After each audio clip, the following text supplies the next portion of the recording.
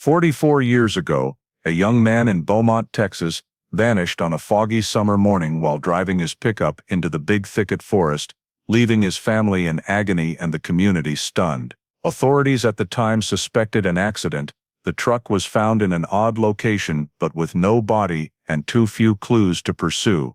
The investigation quickly stalled. Yet over the following decades, a few strange details unexpectedly surfaced from old files, forgotten witness statements, mysterious metallic sounds, and unexplained impact marks. Then one day, when a cold case team applied new forensic technology to re-examine the entire case, they uncovered one critical detail that the 1980 investigators had overlooked, a detail powerful enough to change the whole case and send shockwaves through Beaumont. Before we dive deep into this twist-filled story, let me know where you're watching from, and if you enjoy this video, don't forget to hit subscribe to support the channel. That early summer morning in Beaumont, Texas, was covered in a fog so thick the low rooftops of the East Side neighborhood seemed to sink into white smoke. The sun stayed trapped behind a heavy band of clouds, so the early light didn't spill out in warm golden rays, but only cast down a cold silvery glow,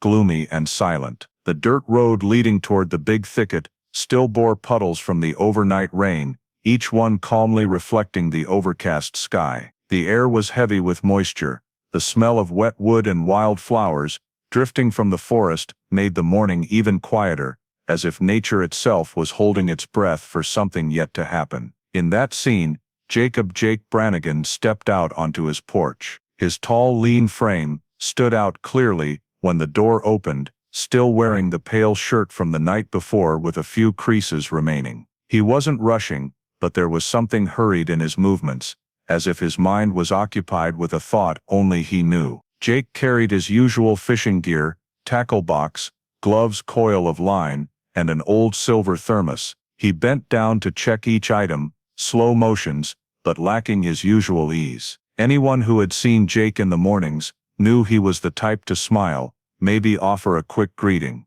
But that morning, there was no greeting. From the neighboring porch, an elderly woman parted her curtains and watched Jake load the gear into the back seat of his Ford F-100. He shut the door with a firm push, walked around the front, and climbed into the cab. She only caught a glimpse of his face passing through the pale light. No smile, no clear expression, just an unusual pensiveness. The pickup's engine started, the familiar sound cutting through the quiet neighborhood. Jake backed out of the driveway, headlights piercing the fog, then gradually disappeared as the truck turned onto the main road heading toward the forest's edge. No one knew exactly where he was going, and no one asked. In Beaumont, mornings like this weren't unusual. People often left early, to the refineries, to check ranches, or to fish before the sun got hot. So no one noticed that this truck, its dim headlights barely cutting through the thick fog, would be the last image this small community ever saw of Jake that day. The morning passed, then afternoon crept in. The Brannigan house slowly sank into uneasy silence. The wall clock ticked louder than usual, each minute stretching longer than normal. Jake's wife stood at the window, staring down the road he always returned on, but all afternoon, no familiar truck appeared. A few calls were made, first to friends, then co-workers. No one had seen him. No one had heard from him for hours. As dusk painted Beaumont deep orange, the family began to feel something was wrong. Night fell faster than usual, swallowing the neighborhood. The phone stayed silent, the house remained closed, no sound of an engine echoing from the end of the street. Unease turned into real fear. By then no one was still trying to reassure themselves with the thin hope that Jake had just stayed out longer than planned. The family knew it was time to pick up the phone. In the heavy air of that early summer evening, they called the police to report that Jake Brannigan was missing. The missing person report reached the Jefferson County Sheriff's Office that same night, an evening when humidity still hung in the air, and the sky looked as if it had swallowed the last glow of daylight. When the call came in, the dispatcher only heard the slight tremble in Jake's wife's voice, as she said her husband had left the house that morning and never returned. A disappearance of less than 24 hours doesn't always trigger an immediate response, but something in her tone made the dispatcher pause, a choked silence between words, an unease that spread even though the listener didn't yet know why. Moments later, patrol units were sent to the Brannigan home to take the report, and once it was confirmed Jake hadn't contacted anyone all day, police decided not to wait. They called in the volunteer search team, people well acquainted with lost person cases in Big Thicket, where someone can wander off trail in minutes when the fog is thick. Within an hour, the parking area near the forest edge filled with flashlights, pickups, and hurried voices. Night wind blew through wet, cold branches, making the leaves rustle like the long breath of a giant creature sleeping in the dark. Flashlights swept slippery trails, illuminating knee-high grass and silver puddles that reflected a moonless sky. The search party, made up of deputies, volunteers, and two close neighbors of Jake's, moved deeper into Big Thicket, where the dirt road narrowed into faint paths that eventually disappeared under wet, decaying leaves. They walked in a line, staying in contact with short calls so no one got separated in the white fog. A tracking dog was brought in, a Belgian Malinois named Ranger, who lowered his head, sniffed Jake's shirt, then shot off northwest, the same direction a passing driver had seen Jake turn that morning. Ranger led them deeper, to a low-lying area where insect chirps mixed with the drip of water from treetops. But only a short distance later, right on a patch of soft ground covered in pine needles, the dog suddenly stopped. Ranger circled a few times, sniffed hard, then started moving in a completely different, erratic direction. The handler tried again with another item of Jake's clothing, but the result was the same. Jake's scent vanished completely at that exact spot, as if it had been abruptly cut off. Some team members exchanged glances. No one spoke, but everyone understood this wasn't normal for a lost person case. Still, no one said it out loud. They kept searching outward, sweeping lights into tree hollows and thick brush. Cold swamp wind carried the smell of fresh mud into their faces, and if they stood still long enough, they could hear faint water movement somewhere in the darkness. A soft sound, yet enough to make skin crawl. As the search fanned out, odd details began to appear. One person found indentations in the ground, as if someone had stepped heavily, or something heavy had been dragged, but the overnight rain had distorted them, making it impossible to tell if they were footprints, tire tracks, or just erosion. Nearby, beneath a tall cypress, a patch of leaves looked darker than usual, as if crushed, but the team still couldn't connect it to anything specific. One volunteer said he heard a distant metallic clinking, but when everyone stopped to listen, there was only wind. Nothing certain, nothing to collect, just faint signals that in the thick darkness of Big Thicket, no one knew whether they meant anything, or were simply hallucinations born of tension. Time passed, calls of Jake echoing through the forest, strong at first, then growing hoarse. Flashlights swept trunks and bushes, but there was no sign of the missing man.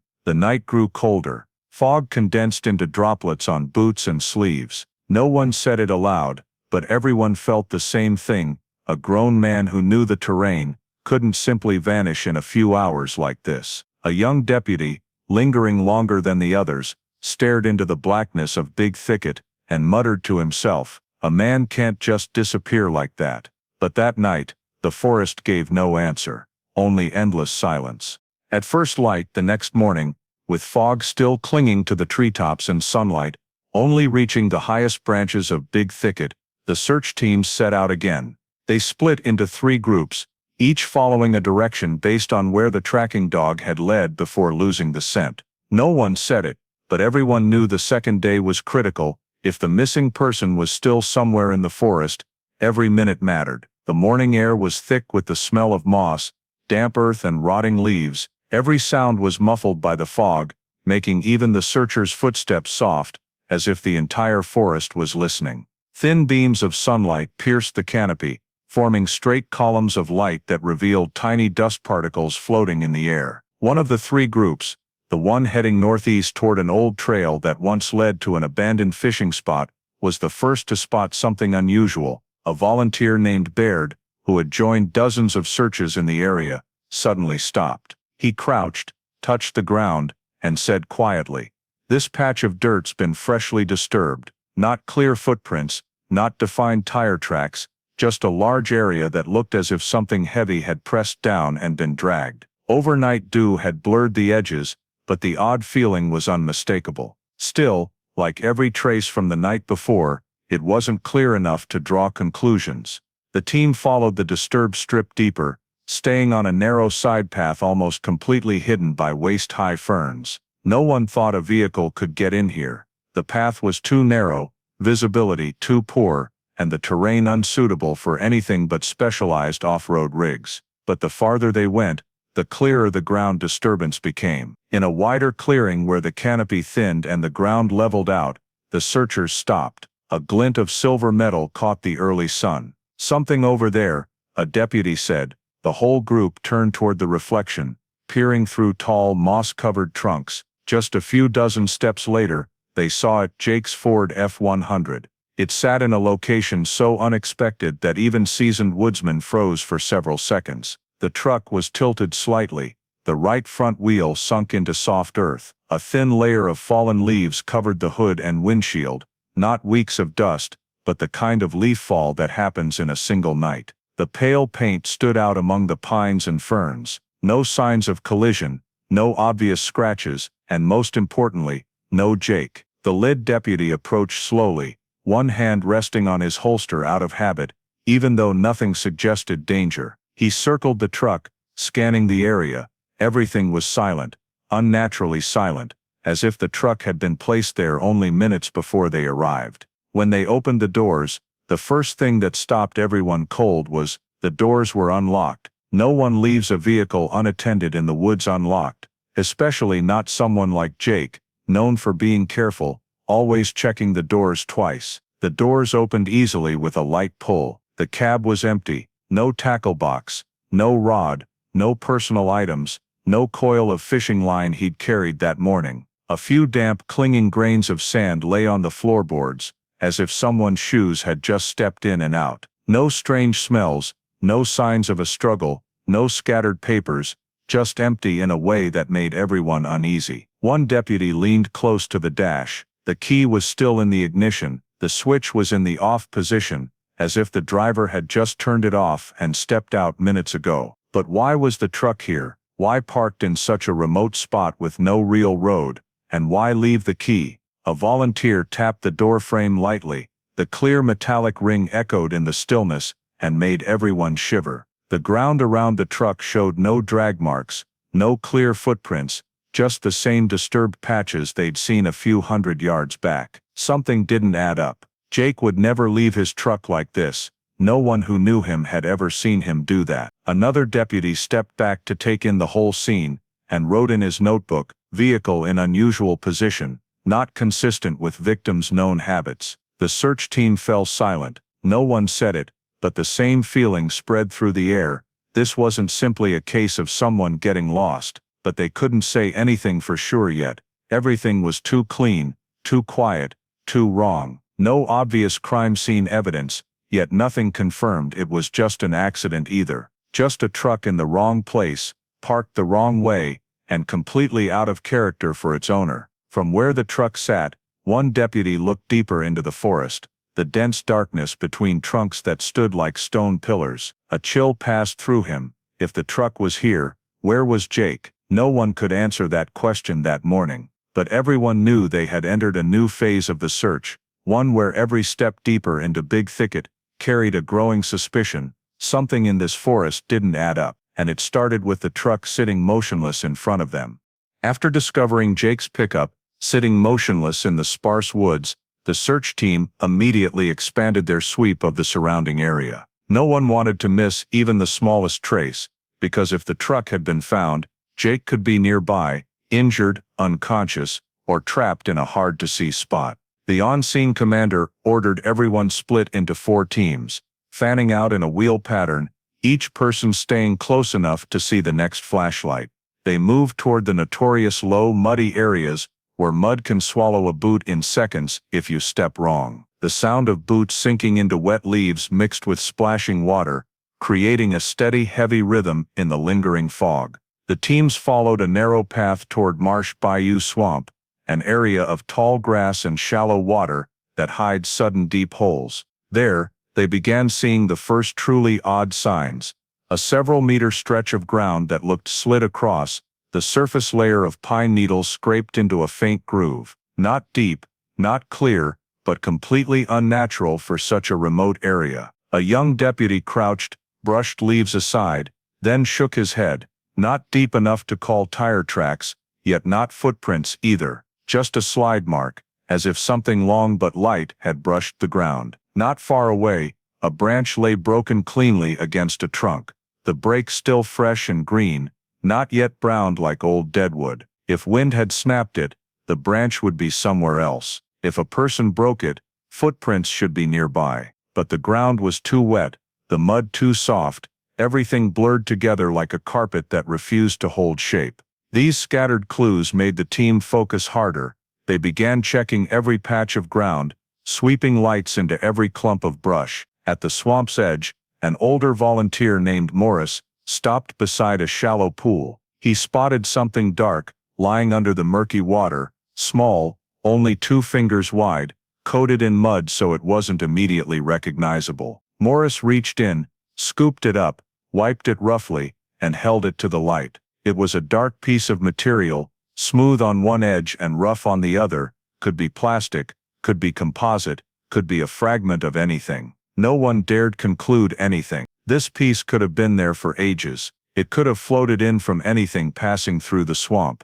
But something about it made everyone go quiet for a moment. It didn't feel like something that naturally belonged in the forest. A deputy asked for it to be bagged in nylon for later examination, though everyone knew such a tiny fragment might lead nowhere. The search continued along the water's edge. Big Thicket isn't just forest, it's a maze of land, water, mud and trees, where flooded depressions sit beside high ground. A dive team was called in, equipped with tanks and guidelines, and began probing deeper water. They went under areas where the canopy completely blocked sunlight and only reported soft mud and tree roots on the bottom. No trace of Jake, no clothing, no struggle marks, no floating gear, just water lightly stirred, the kind that happens daily when animals pass. Another group skirted the water and climbed higher ground. There they found another strange spot, a small patch of earth pressed down, as if someone had stood there a long time, yet no clear footprints. The topsoil looked lightly disturbed, as if something had been placed on it and then lifted away. A deputy frowned, examined closely, then shook his head. Could be deer or feral hogs. In Big Thicket, wildlife traffic isn't rare. The deeper they went, the more puzzling signs appeared. A strip of ferns crushed flat in a long, narrow shape, as if something had been dragged across. A low tree trunk with a fresh horizontal scratch, too high for most animals. A few strands of white fur, caught on a twig, could be bird feathers, could be animal hair, but to the searchers it was just one more vague detail in a growing chain. By midday, the fog had lifted, revealing the full depth of the forest. Slanting columns of sunlight exposed swirling dust motes, giving Big Thicket a beauty that felt both serene and unsettling. People began to feel the vastness of the search area. Nameless trails, bends that led into deep shadow, murky standing water with no visible bottom. Every square meter could hide something. They had found the truck, but beyond that, nothing pointed to Jake's location. The team started exchanging cautious, worried looks. No one said he'd been harmed. No one said accident, but every face carried the same thought.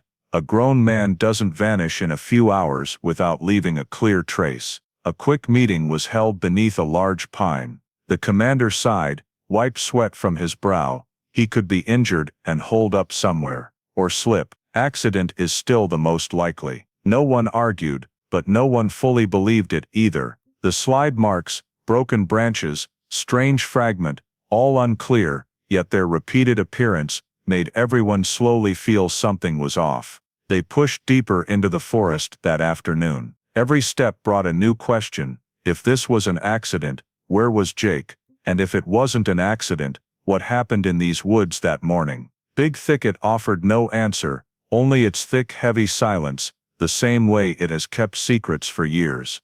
As the search perimeter had been expanded to the point where nothing obvious could be missed, the Jefferson County Sheriff's Office shifted to an equally critical task: collecting statements from anyone who might have seen Jake the morning he vanished. They hoped someone had caught a glimpse of him or heard an unusual sound, anything that might bring them closer to the young man's location. What they got back, however, only made the picture more tangled. At a small gas station near Spindletop Road, where many locals stopped for coffee or gas before the morning shift, a cashier named Mildred said she might have seen Jake. She remembered a tall, lean man in a pale-colored shirt who came in early, before the sun was fully up. He seemed more rushed than usual, Mildred said, her hand unconsciously resting on the counter as if holding on to the memory. Didn't say a word, just grabbed coffee and left.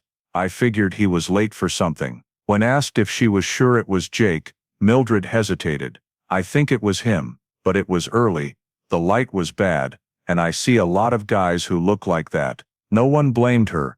1980 had no security cameras, no photo lineups, just human memory, which can slip away in hours. Mildred's statement, while matching the time Jake left home, remained an unconfirmable piece of the puzzle. Another lead came from a long-haul trucker who ran the Beaumont, Council route. The driver, Harris, believed he'd seen Jake's pickup, or at least one identical to it, turn onto a narrow trail into Big Thicket. Harris described the truck moving slowly, headlights on in the fog, then disappearing around a bend hidden by trees. But when pressed, could he be certain it was Jake's truck, the exact paint color, a familiar plate?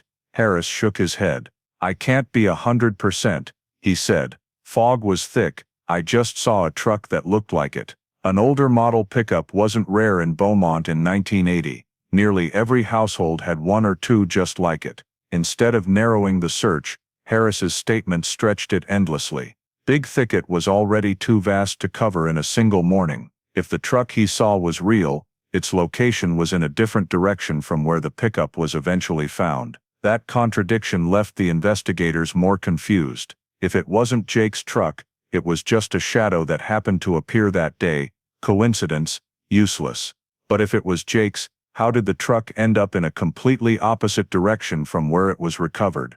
The inconsistency shook every working theory. A third statement came from a man who lived in a log house about a mile from the forest's edge. He said that morning, while letting his dog out, he heard a loud noise. Not a gunshot, not exactly a tree breaking or an engine. He described it as a heavy metallic clang against something solid that rang out once and then stopped. When asked what time he heard it, he could only say around when the sun still wasn't fully up. Within that window, anything was possible. Worst of all, the noise didn't line up, not with Mildred's sighting, not with Harris's truck, and not with any physical evidence the search teams had found. Taken together, the three statements were like pieces from three different puzzles. Each person might have seen or heard a tiny fragment of the story, but none fit together tightly enough to form a complete picture of what happened to Jake that morning. The on-scene commander spread all the information across the tailgate of a field truck parked at the forest entrance.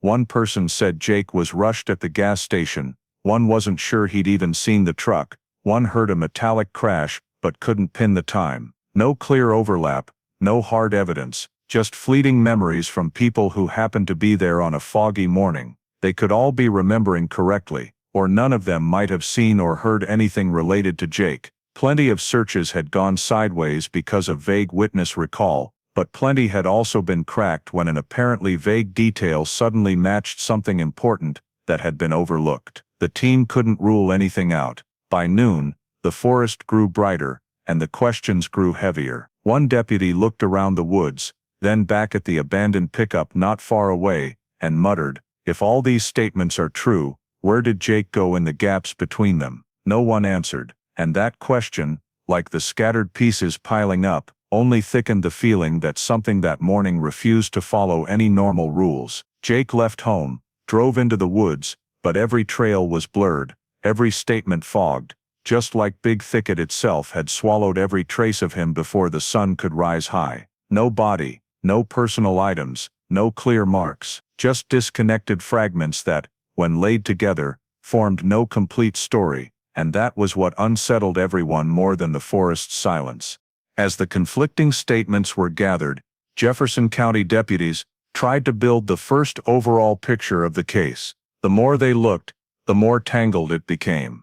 No single detail was solid enough to serve as a firm timeline anchor. No confirmed last sighting, no witness clear enough to say they definitely saw Jake, and Big Thicket itself, with its vast hazy expanse, made every theory feel as fragile as morning mist. The search continued another full day, but the results remained a long list of unknown location of Jake, unknown breaking point in his journey, unknown whether he walked into the woods, fell somewhere, had an accident, or simply turned a different way for reasons no one knew. At the end of day briefing under the shade of an old pine, the commander summed it up in an exhausted voice. "We have no evidence of an accident, no signs of foul play, and nothing to suggest he walked away." That simple sentence opened the biggest void in the case.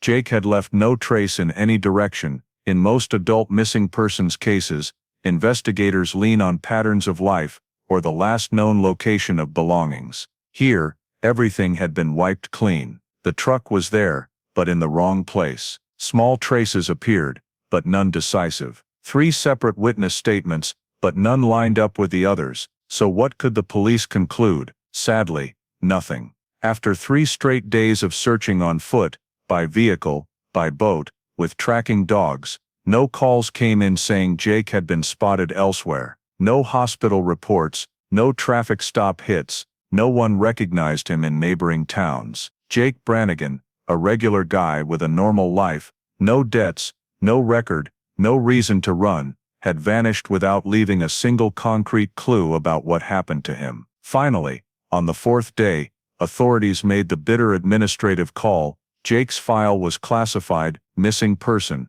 unexplained. No one wanted to use that label. It felt like a box for everything unexplainable. But the truth was, every scenario, every possible script, was missing the most critical piece, Jake's location. In the days that followed, the search slowly wound down. A few volunteer groups still came out, but no longer in large organized waves. Main police units were pulled back for other cases.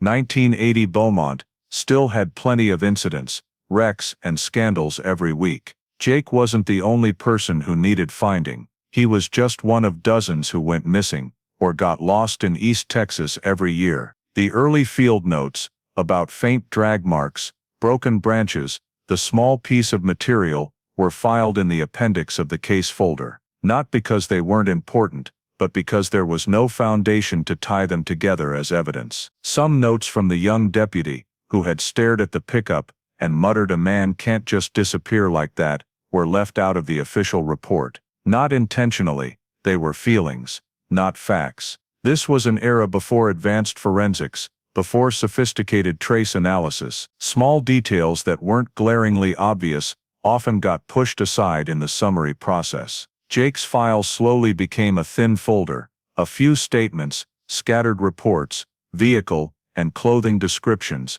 and the note "possibly gone fishing." At the final meeting before suspending the search, the commander sighed and closed with, "We have no proof Jake had an accident, no proof he was harmed, no proof he left his life behind. The case remains open." In reality, that meant all active operations would stop. Search teams would no longer comb Big Thicket daily. Volunteers would go home. Police would only react if new information surfaced.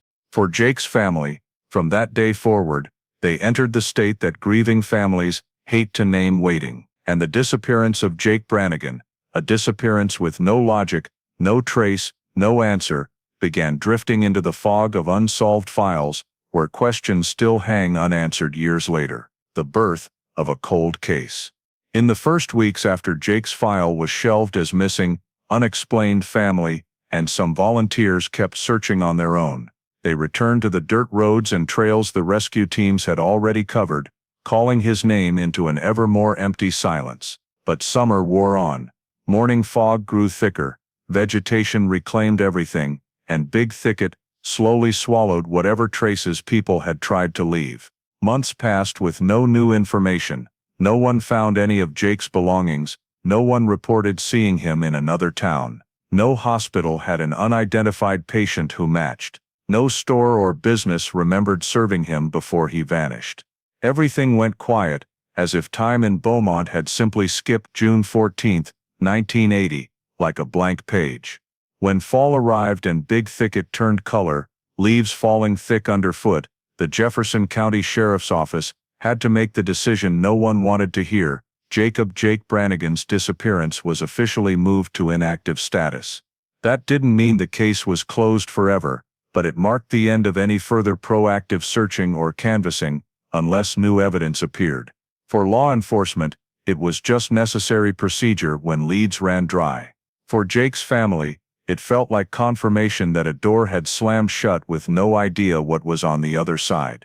As the file went inactive, the office began cleaning up the scattered notes, maps and reports generated over those frantic weeks. The young deputy's careful notes about crushed leaves, the strange fragment, disturbed soil were placed at the back of the folder as insufficient for inference. Hand-drawn search maps from days 2 and 3, hastily sketched on truck tailgates, had ink runs from dew or light rain. Many markings were illegible by the time they were archived. One report noting faint slide marks heading northeast got mixed in with unrelated pages. The temporary paper patches that had tried to plug holes in the investigation only blurred the original record further. While packing up, a veteran deputy half-joked, "Big Thicket keeps secrets better than any criminal." The comment silenced a few people for a moment. It wasn't quite belief, but it was the shared feeling of everyone who had walked those woods that summer. Something happened, something no one caught in time, and the forest took it before anyone arrived. When the last documents were stuffed into the folder and slid into the lowest storage drawer, the one for cases with no progress, one truth became clear: many early details had been lost or were too vague to ever use again. And the scariest part, no one knew which of those details might have been the key. Jake's family kept their own copy of the missing person poster and a few private notes, as if those were the only things still tethering Jake to reality. But for the investigative system, the name Jake Brannigan was shelved next to many others, people who had also vanished without explanation. And Big Thicket, vast and silent, seemed to have closed his trail beneath layers of fog and foliage. In just a few short months, Jake's disappearance had gone from an urgent search to a silent file. A file with no answers, no progress, no direction. It officially entered the dark corner of cases that leave more questions than clues, a cold case taking shape. In the years after Jake Brannigan's file went inactive, his name gradually appeared less and less in Beaumont conversations. Life moved on. Big Thicket still stretched east of town like a giant green wall, and most folks remembered the disappearance only as an old sad story. But time, while it fades memory, sometimes tosses out small fragments, never enough to reopen a case, but enough to make people look back once more. The first clue surfaced near Marsh Bayou Swamp in the spring, roughly half a decade after Jake vanished. Two young men fishing at the water's edge spotted a red and blue flannel shirt snagged on roots protruding from the surface. The shirt was wet and muddy, but the collar and shoulders still showed color clearly. They picked it up, brought it to a small police outpost, unsure if it meant anything but feeling they should give it to someone. When deputies saw it, the first question was, could this be Jake's? The year he disappeared, he was wearing a light-colored shirt and had a flannel tied around his waist. But the connection was too thin.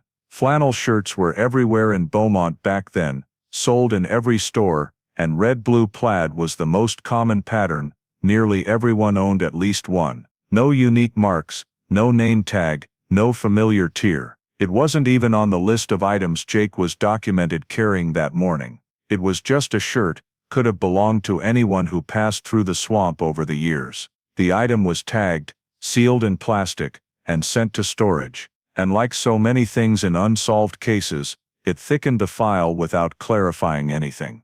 The second clue wasn't an object but a memory resurfacing from the haze of the past. One afternoon in the 1990s, a middle-aged man walked into the station, wanting to report something he'd heard that day. He said the morning Jake vanished, while fixing his back door, he heard a loud boom from the direction of the forest, a heavy metallic crash against something hard, then silence. He said it sounded like a truck getting slammed, or a large object hitting solid ground. He admitted at the time he thought it was just wildlife or someone working, so he never reported it. But in later years, whenever people mentioned the disappearance, the sound kept coming back to him. Deputies took the statement, but after more than a decade, the man's recollection was only broad strokes. Direction, exact time, volume, he couldn't recall. All that remained was the vague feeling, I heard a really loud noise. That's it. It didn't match any point in the original statements, nor link to where the truck was found, yet it echoed part of what another witness had said back in 1980. Two similar memories, but still not enough to turn into real evidence. Just two shadows on a wall, alike, but pointing to nothing concrete.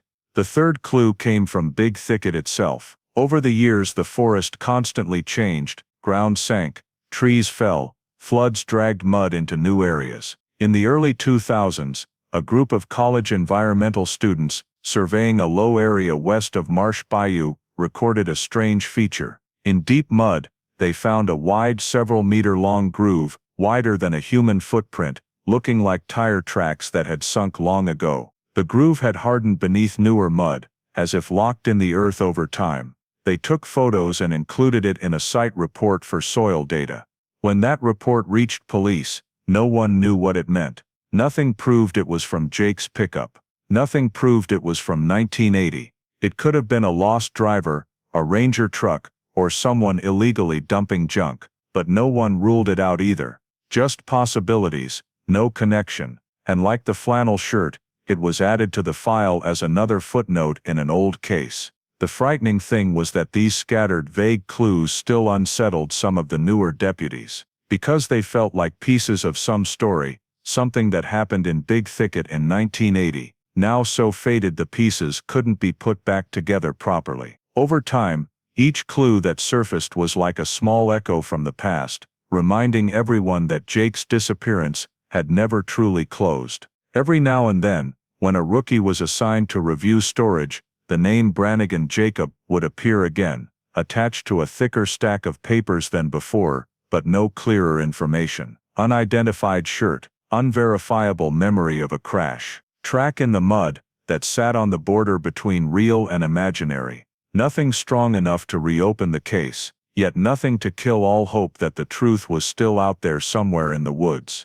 Every clue, however small and disconnected, floated like dust motes in the dark, glinting for a moment, then fading again. And through the passing years, the biggest question never changed. Could one of those fragments be the sign everyone missed back in the summer of 1980? Big Thicket stayed silent, but those faint signals showed one thing: the past wasn't ready to lie still. From the early 1990s onward, Jake Brannigan's disappearance almost vanished from everyday life in Beaumont.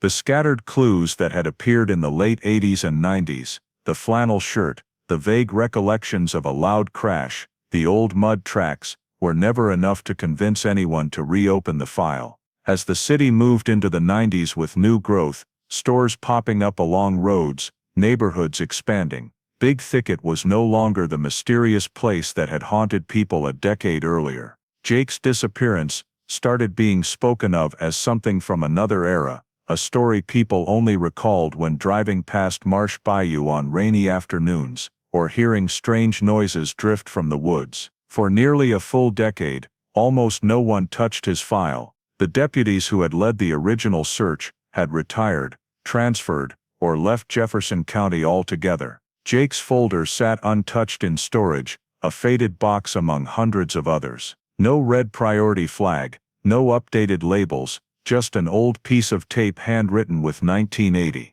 During a late 90s archive relocation, some of the original reports, already faded, were misplaced or filed in the wrong folders. The hand-sketched terrain maps from search days 2 and 3 were now creased, ink-blurred sheets from forest moisture years earlier. Handwritten notes about odd details, slide marks, the strange fragment, broken branches were buried in the miscellaneous documents section, rarely seen because they weren't evidence. Over time, information scattered like shards of a broken mirror. There was no digital database to pull everything together. No imaging technology to match old photos with new data. Whenever a new officer skimmed storage, Jake Brannigan's name passed by like hundreds of other missing person cases. Nothing in the file made them pause longer than a few seconds. During that decade, Big Thicket itself kept changing shape. Seasonal floods buried mud over once dry areas. Trees fell, old trails vanished, new ones formed. The paths the search teams had walked no longer existed the same way, and if anything remained in the forest from 1980, it had been covered by fresh mud, woven into roots, or washed away by receding water. People living near the woods still sometimes heard strange noises, still told younger generations the story of the man who disappeared in the fog, but the story gradually became local legend, more than an active case, a distant echo rather than something still waiting to be solved. No new reports were added, no fresh investigative notes, no calls claiming a connection to Jake. Any small discoveries, like the flannel shirt or the faint tire track in mud, were either forgotten or never entered into any system. That scattering wasn't negligence, it was the reality of the era. No modern tech, no mechanism to capture and preserve every scrap like later years. Everything relied on human memory, and memory fades fast. By the late 1990s, Jake Brannigan's file was remembered only by his family and a handful of older Beaumont residents, people who still glanced toward Big Thicket on foggy mornings, recalling the summer of 1980 as a strange scar in their memory. No one at the time knew that letting the file gather dust for an entire decade was exactly what would later make it one of Jefferson County's toughest cold cases. Because throughout 1990, 2000, the case never moved an inch forward, and every tiny clue that had ever surfaced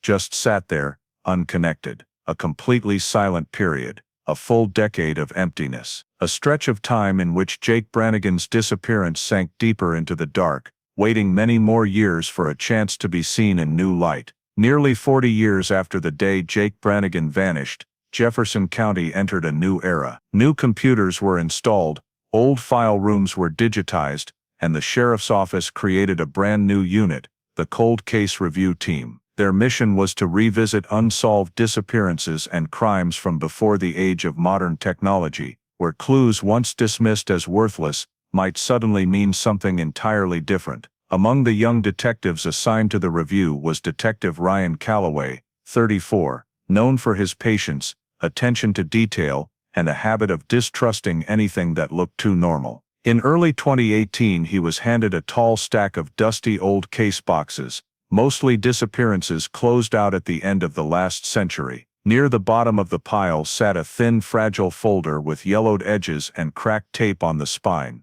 Brannigan Jacob, missing, 1980. At first Ryan only planned to skim it like the others, but when he opened the box, something made him pause longer than intended. The file was too short, far too little to close out a complete disappearance. A few reports, a handful of uncertain statements, some blurred field notes, and one short line that revealed the dead-end thinking of the time. No evidence of foul play, no evidence of accident, no evidence victim left voluntarily. A total void, no conclusion, no direction, just silence stretching across nearly 4 decades. To Ryan, that didn't look like a normal missing person case. It looked like a case that had never been properly investigated. He sat back down with the box, going page by page, mentally reconstructing that foggy 1980 morning when Jake left home and never returned. The more he read, the more things didn't add up. When he reached the loose notes clipped between pages, notes previous detectives had apparently skipped over, Ryan stopped cold. 3 small details, written in different handwriting, by different people, on different days, stood out like faint streaks of light against a dark background.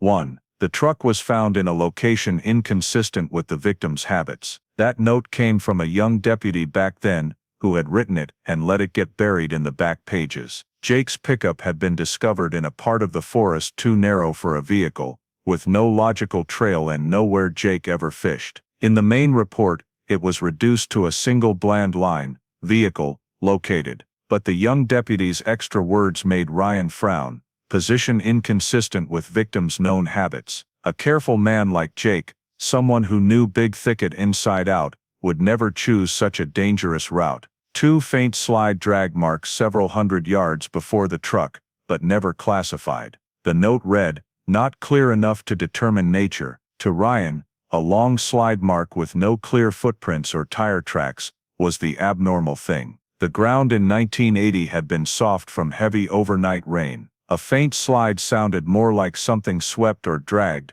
not just an animal. It could be a slip, dropped gear, or a vehicle being pulled. No one knew, no one dug deeper, and that was the problem. 3 statements about a single metallic crash that rang out and then vanished, appearing twice, 12 years apart, one in 1980, one in the 1990s. 2 different witnesses, different ages, different locations, yet describing the exact same sound. No one verified. No one cross-referenced the statements. They were simply filed as uncertain. To Ryan, those were the very reasons the case needed reopening, not because they were proof, but because they were anomalies never followed to the end. A disappearance that leaves no trace is always hard to investigate, but a disappearance where even the traces weren't properly recorded is not just hard, it's flawed from the start. Ryan sat up straight, laid all the notes side by side on the desk, and began sketching a new timeline in pencil. 30 minutes later he stopped and stared at the paper,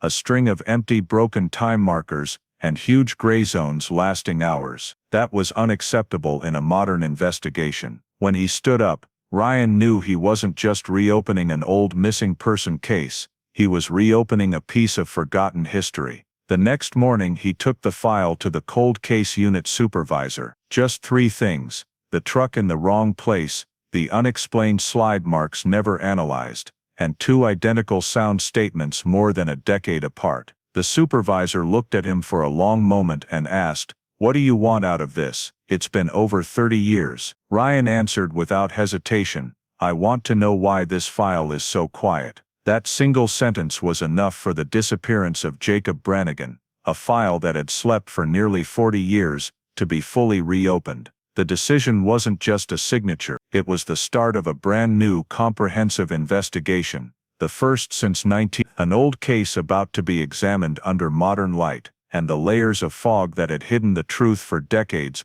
began to thin for the first time. When the decision to reopen Jake Brannigan's disappearance was signed in early 2018, Big Thicket, the forest that had swallowed every trace in 1980, became the cold case team's first destination. This time they didn't enter the woods with flashlights, paper maps, and boots sinking into mud like the previous generation. They brought something the 1980 investigators could never have: modern technology capable of seeing through decades of time. Ryan Calloway stood at the forest's edge on the first morning of the reinvestigation, silently staring into the dark green shadows of Big Thicket. Nearly 40 years had passed, but the forest still held the same mystery. The trees were taller, the canopy wider, and the old trails were almost completely erased. But what caught Ryan's attention wasn't the forest's age, it was the feeling that this place had kept something, like a long locked door finally about to crack open. The cold case team's first task was comparing today's terrain with 1980 terrain, to see how the area had changed over time. It sounded simple but was incredibly complex. Big Thicket is a living ecosystem. Every year it shifts, floods reshape the ground, fallen trees create new paths, grass regrows, mud spreads. Data from 4 decades ago was so faint that sometimes they had to rely on the memories of retired deputies to pinpoint locations. But technology can do what memory cannot. The team deployed lidar light detection and ranging, a system that fires laser pulses over huge areas to create ultra-precise 3D terrain models. A small plane was hired to fly over the northeast section of Big Thicket, where Jake's pickup had been found. From the air, thousands of laser pulses shot down through the canopy, bounced off the ground, and built a map so detailed it could reveal tiny worn grooves and eroded ridges from decades earlier. Lidar had become a powerful casebreaker in cold cases across the country, and now it was being used on Jake's.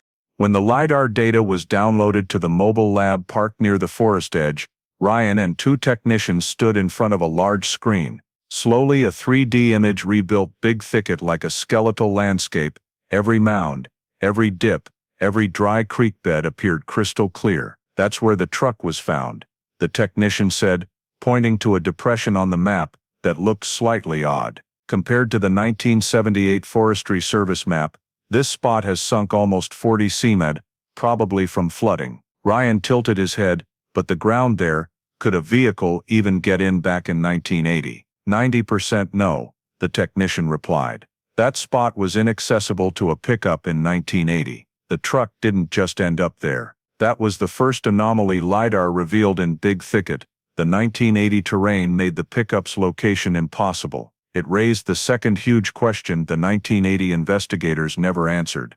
How did the truck get there? Along with LiDAR, the team used drones equipped with 4K cameras, infrared sensors, and GPS to survey areas humans could barely reach. The drones flew low, slipping between narrow tree gaps, capturing images that were impossible decades earlier. A 4-person ground team followed the drone to maintain signal. They scanned every square meter from trails to swamps. On the monitor, Ryan watched almost surreal footage, mist rising from damp soil, roots crawling like giant snakes, and the clearing where the truck had sat now covered in bright green grass. The drone flew over a low area where the 1980 searchers had noted faint slide marks. New imagery showed the ground there had changed completely. It was now a sunken mud ridge, as if floodwater had washed over it. But in the LiDAR map, beneath the new mud layer lay the old ground, and a long darker groove with a different color, possibly from something heavy once dragged across it.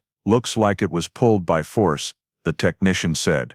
Not an animal. Ryan didn't jump to conclusions. This was only the beginning. The most complicated part of the reinvestigation wasn't in the forest, it was underwater. Marsh Bayou, the huge swamp just west of where the pickup was found, had been one of the hardest places to search in 1980. Back then divers relied on feel, probes and bare hands. The murky deep water meant anything that sank was practically gone forever. But in 2018 the cold case team brought side-scan sonar, powerful equipment that creates high-resolution images of the bottom, capable of detecting objects as small as a soda can or as large as a car. A small boat was launched. 2 technicians checked cables, powered up, and the first sonar swaths appeared like waves on a black screen. Ryan sat close, watching every line. Marsh Bayou revealed itself as another world, long twisting roots like ancient bones, deep soft mud forming gentle dips,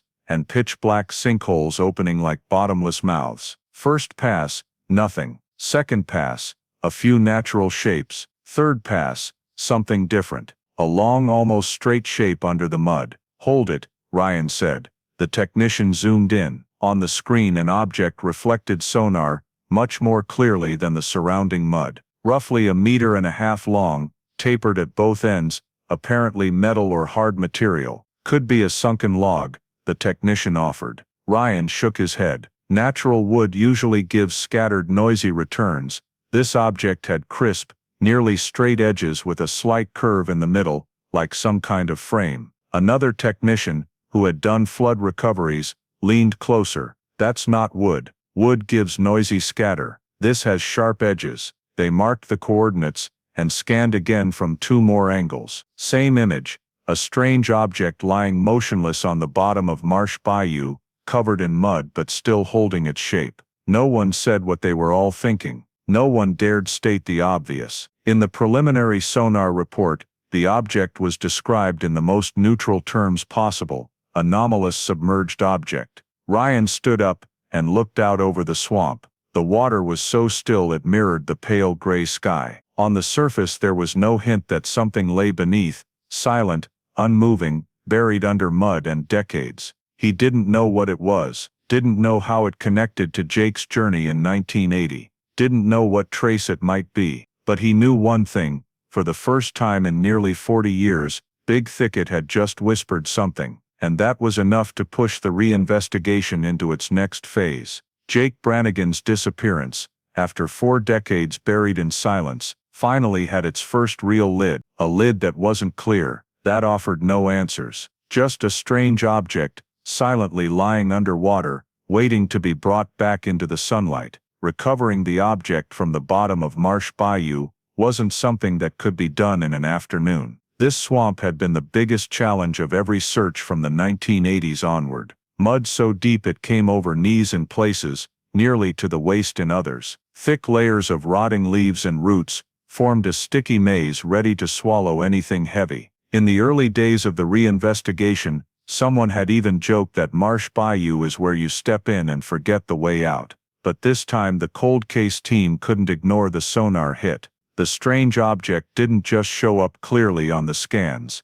It lay exactly where 1980 terrain maps indicated strong post-rain currents. The chance that something heavy had been swept in and held by the mud was very real. Still, not every odd object under a swamp matters. But the shape the sonar revealed was too distinctive: long, clean edges, even curve, not natural. The team knew they had to recover it at all costs. Recovery preparations. 2 professional divers from Houston were called in. They had done hundreds of recoveries in rivers, lakes, and bayous. But Marsh Bayou gave them a different feeling, the kind only people who have been in this kind of mud truly understand: heavy, thick, and hungry. "This isn't water," one diver said, staring at the almost ripple-free surface. "This is living cement." Ryan Calloway stood on the bank, mosquito mask tight, watching the divers slowly sink into the murky water. Safety lines and comms cables were secured to their belts. Every movement was monitored from the boat. As they descended deeper,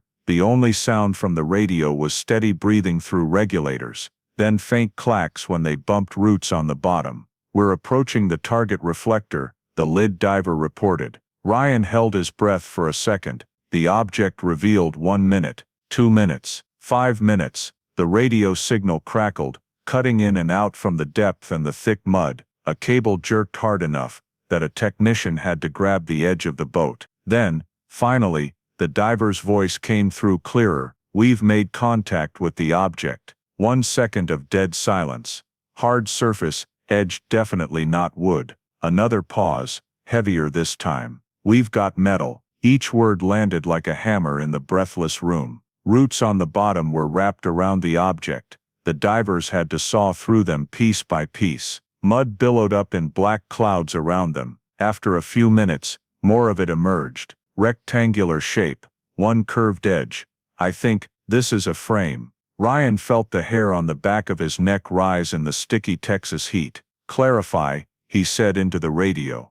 "You said frame. What kind?" The diver took a deep breath and answered, "Looks like a pickup truck frame." Everyone on the boat looked at each other. No one spoke, because if it was a pickup, the most likely possibility was unmistakable. The truck under Marsh Bayou was Jake Brannigan's Ford F-100. Pulling it up, the truth rises from the mud. Recovering a vehicle from a swamp isn't like pulling one from clear lake water. Marsh Bayou holds everything like it wants to keep it forever. Getting the cables down deep enough took nearly half an hour. Once the hooks were secured to the frame, the crew had to run 2 electric winches at once. The mud began to move. Huge bubbles broke the surface.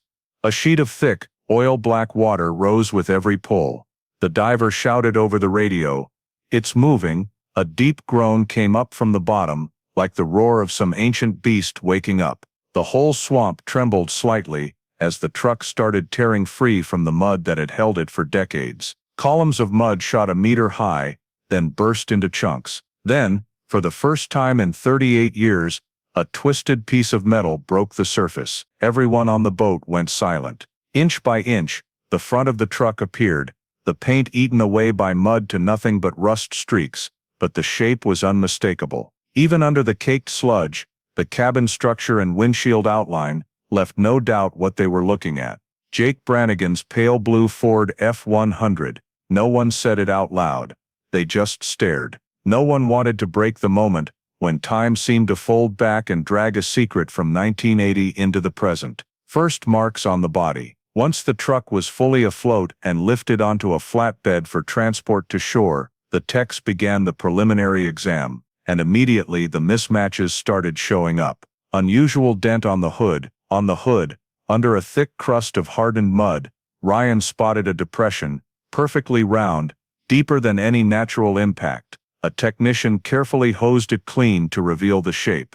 "Looks like it was hit by something big and cylindrical," he said. "Not a rock, not a tree trunk."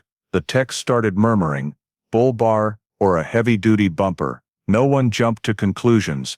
They'd only seen one mark, but it was the first sign the truck could not have ended up here on its own. Parallel drag marks along both sides. When the thick mud was washed off the sides, long parallel scrapes appeared, as if the truck had been struck from the outside, not drifted, but pushed hard. The oldest tech on the team stared for a long moment and said, "If water had carried it, the marks would be random and smeared. These are straight and even." Strange paint transfer on the door. At the rear corner of the door was a patch of silver-gray paint, completely different from Jake's truck. A technician gently pried off a tiny flake and dropped it into an evidence bag. "We'll run it in the lab," he said. Ryan nodded, but didn't mention that his heart had started pounding the moment he saw that paint. He'd read too many collision cases. He knew a single paint chip could tell a whole story. The cab, a terrifying silence. When the team forced the doors open, the hinges were rusted solid,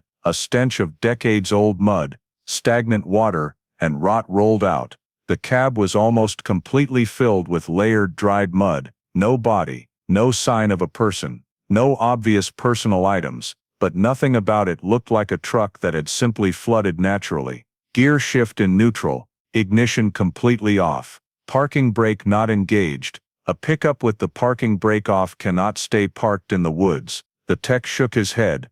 It had to be pushed in. Nothing else makes sense. Shift in the investigation. As the truck was loaded onto the transporter and the techs started writing notes, Ryan stood a few steps back, watching Marsh Bayou settle flat again, as if nothing had happened. He realized he was no longer investigating a simple disappearance, or even an accident. No pickup could drive itself into the woods on a trail that didn't exist. No truck backs itself into a swamp and sinks straight down. No truck gets a perfect round bull bar dent by accident. No truck keeps someone else's paint if it was only carried by water. Jake had vanished in a way the forest couldn't explain, but the truck was starting to talk. When the recovery report was finished, the cold case unit officially wrote in the file, "Case reclassified as suspicious circumstances." 40 years after Jake disappeared, for the first time in the history of the case, Jefferson County recorded, possible that he did not disappear due to natural causes, possible that he did not simply get lost, possible that someone else was there, and every road from here led to one question never properly asked in 1980. Who put that truck in Marsh Bayou, and why did Jake Brannigan never come home?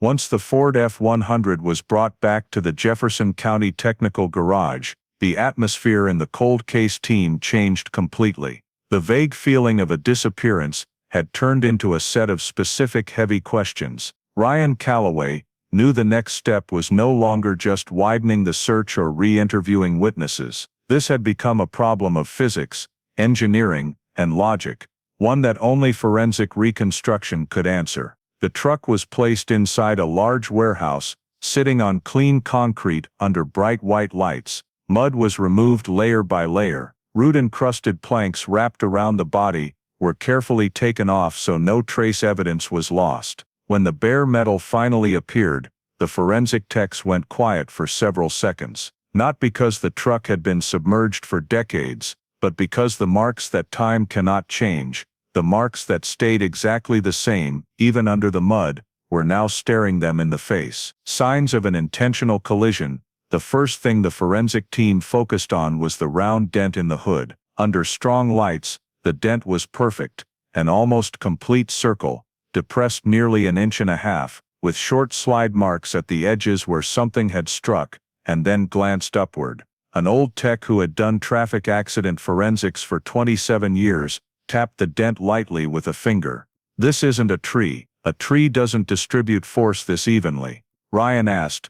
"Rock." The tech shook his head. "With this shape, impossible. This is the signature of tubular steel, hollow round steel. The kind on a bull bar or a heavy truck bumper." The room went silent. They all knew what that meant. Accidental slide into the swamp, because the brakes failed, impossible. Hit a tree trunk in the woods. Tree trunks aren't perfectly round. Hit a rock. No rock in big thicket is made of steel tubing. The second set of marks was just as telling.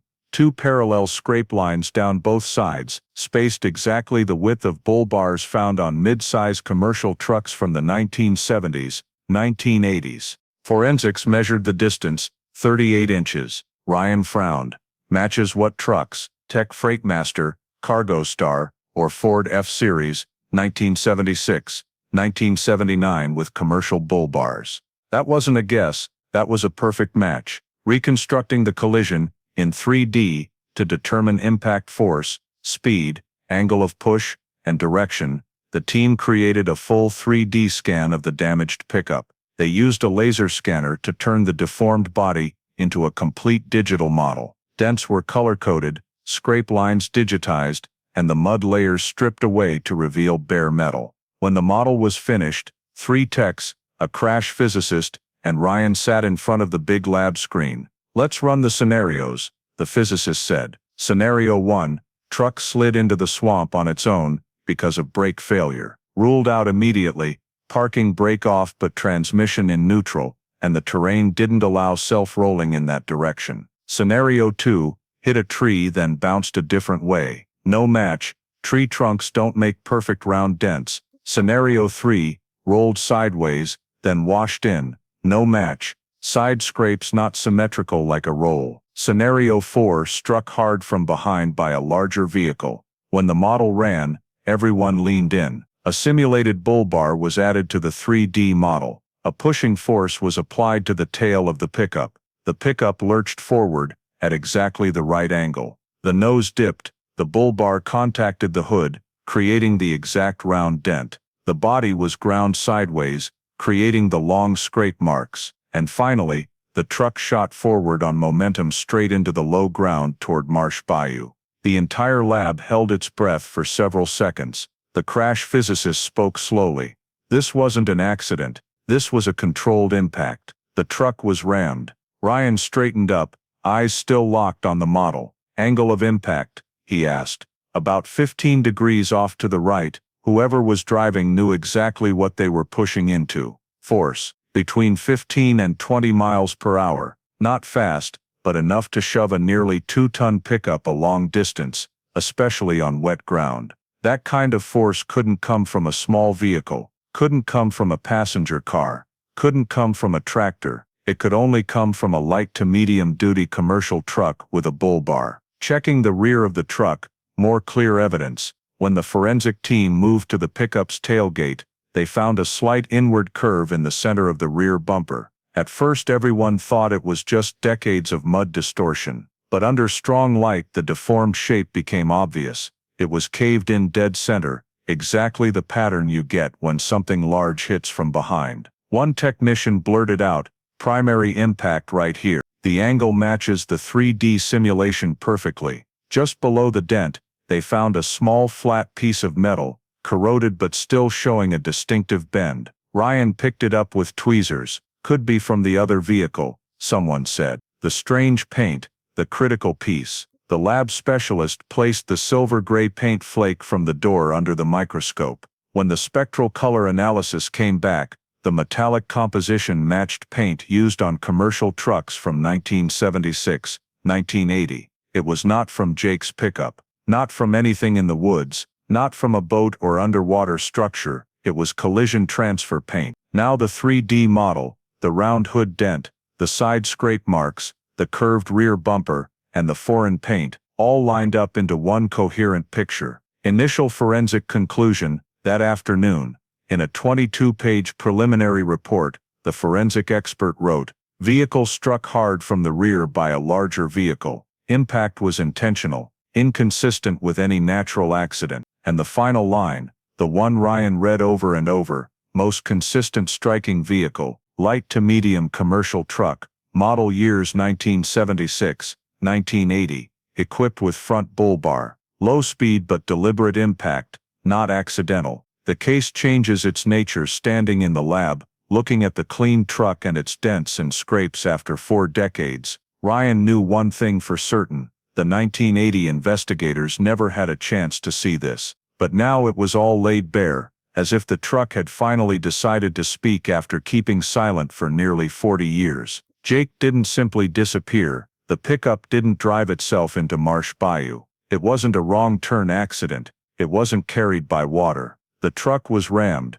by another vehicle, by someone who knew the terrain extremely well, by an act that could not be mistaken for nature. And when the forensic report went up to the cold case supervisor, the case was officially reclassified: suspicious death, possible vehicular assault. After 38 years lying silent in the dark, Jake Brannigan's disappearance finally stepped out of the gray area and straight into the truth. And from this point on, the investigation was no longer about where did Jake go. It was about who rammed Jake's truck, and why. Once the collision reconstruction was complete, Jake Brannigan's pickup became a second crime scene, one that had been buried under mud, roots and time for nearly 4 decades. But no matter how many dents, scrapes and foreign paint flakes the body carried, there was one place Ryan Calloway knew he had to examine most closely: inside the cab.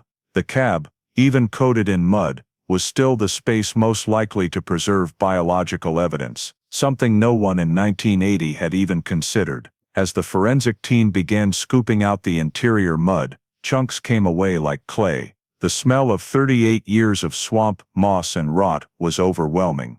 But at the same time, tiny objects started to appear, things the initial recovery had only glimpsed. One technician was gently scraping a thin layer of mud beside the dashboard vent with a small stainless spoon when he suddenly stopped. "Something's wedged in here." He slid in tweezers and pulled it out: a long black hair, caked in mud but still intact. A truck cab that had been submerged, washed through mud, then sealed for decades, had almost no chance of preserving biological traces. Yet it had happened. Ryan immediately ordered the hair sealed in a vial and rushed to the Texas Department of Public Safety DNA lab in Dallas, a facility far more advanced than anything Jefferson County had. While waiting for results, the team kept vacuuming the cab, mud removed, every crevice checked under UV light. No blood spatter, no obvious tissue, no signs of a struggle. But the cab wasn't completely empty. On the lower edge of the passenger seat, they found a small horizontal scratch, as if someone's shoe had scraped hard across the brittle old plastic. It proved nothing specific, but to Ryan it was a hint. Someone had sat in the passenger seat. Who? No one knew, but the hair was what held everyone's attention. When the Dallas lab results came back, Ryan opened the email the second he saw the subject line. Pages of detailed allele tables followed, but the key part was only the last 4 lines. DNA recovered does not match Jacob Brannigan. Profile shows partial familial match to individual, Ronnie Mills. Probability of coincidental match 0.2%. Recommend follow-up inquiry. Ryan read the name again and again: Ronnie Mills. It had never appeared in the 1980 file, not in any original statement, not on any acquaintance list, not connected to the search at all. He immediately called the lab. "You're sure about it not being the victim?" 100%. "About the familial match?" "It's partial, not direct." Meaning, the person who left the hair is closely related to Ronnie Mills. Could be a first or second degree relative. It could even be Ronnie himself, but the sample was heavily degraded, so the genome isn't fully intact. Chance of random coincidence, less than 0.2%. In other words, almost certainly connected. Ryan stood silent for several seconds. A 38-year-old disappearance, a rammed truck, an object buried in mud, and now, a hair that didn't belong to the victim, tied to a name never mentioned before. The investigation widened instantly. Who was Ronnie Mills? Ryan ran the name through the Texas databases. 3 Ronnie Mills came up in the greater Jefferson County area between the 1970s and 1990s. 1 arrested for tax evasion, wrong age. 1 left the state in 1982, irrelevant. The third, Ronald Ronnie Mills, born 1955, lived in Hardin County, a 35-minute drive from Beaumont, and 1 line in the file: part-time commercial truck mechanic. Ryan sat bolt upright. Trucks, bull bars, silver paint, rear-end collision. A perfect coincidence, or a connection no one had ever noticed, but he had to be careful. The hair only proved familial relation, not that Ronnie himself had left it. Still, A Mills family DNA profile showing up on the passenger seat of Jake's truck, a truck no one had been inside since the day he vanished, was impossible to ignore. The third party. While waiting for the DNA results, Ryan had mentally replayed Jake's final ride dozens of times. But now, one thing was clear: someone had been in Jake's truck, who was not Jake, or had at least been inside the cab before it sank. The fact that the cab contained no trace of Jake beyond mud made everything even stranger. If he'd been injured, there would be blood. If he'd fled, there would be belongings. If he'd left voluntarily, the cab would show signs of use. But the cab was strangely clean. Clean in the way a vehicle is when someone else used it and abandoned it. Ryan wrote in his investigative log, "Presence of Mills family DNA proves a third party was involved in the final movement of the vehicle. Level of involvement unknown. Third party," written in red on the caseboard. Digging deeper into the Mills name, Ryan contacted Hardin County for old records. They faxed over brief notes.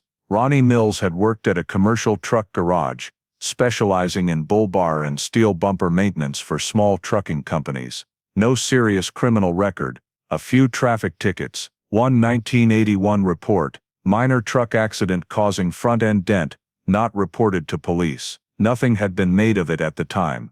A minor incident, no missing person involved. But now, lined up against, Notter's truck, Notter steel bull bar, 1981 front-end dent, Mills family DNA inside Jake's pickup, Ryan knew he was on the right track, even if he still didn't know what the name meant to the disappearance. One piece of information stopped everyone cold. When Ryan asked the records clerk where Ronnie Mills was now, so they could bring him in for questioning, the answer came back: Ronnie Mills died in 2009. The news hit the room like a cold wind. No one had expected that. A dead man can't be interviewed, but his traces, DNA, job, history, can still speak. Ryan leaned back in his chair. If Ronnie was dead, then who left the hair? Ronnie himself, or a relative, someone with matching DNA.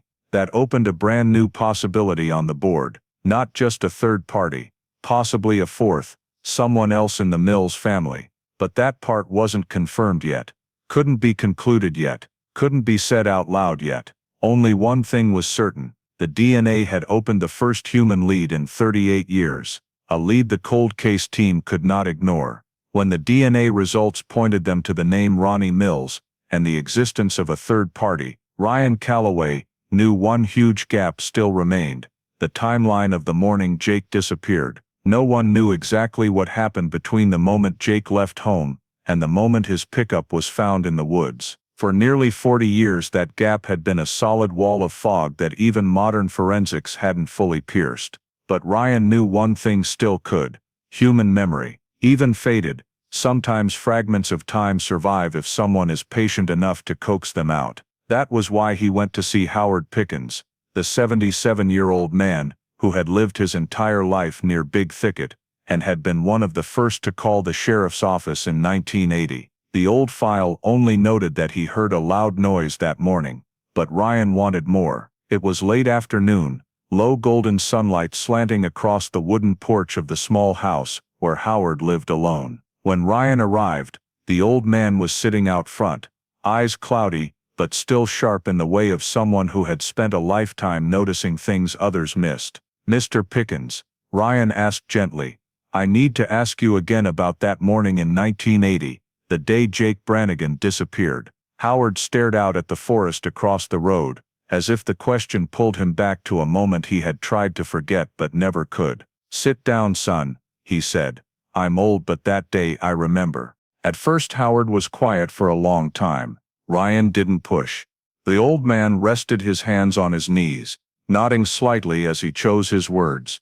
"That morning," Howard said, "I was outside earlier than usual. My dog, Rusty, he was barking like crazy. He only barked that way when there was a stranger around."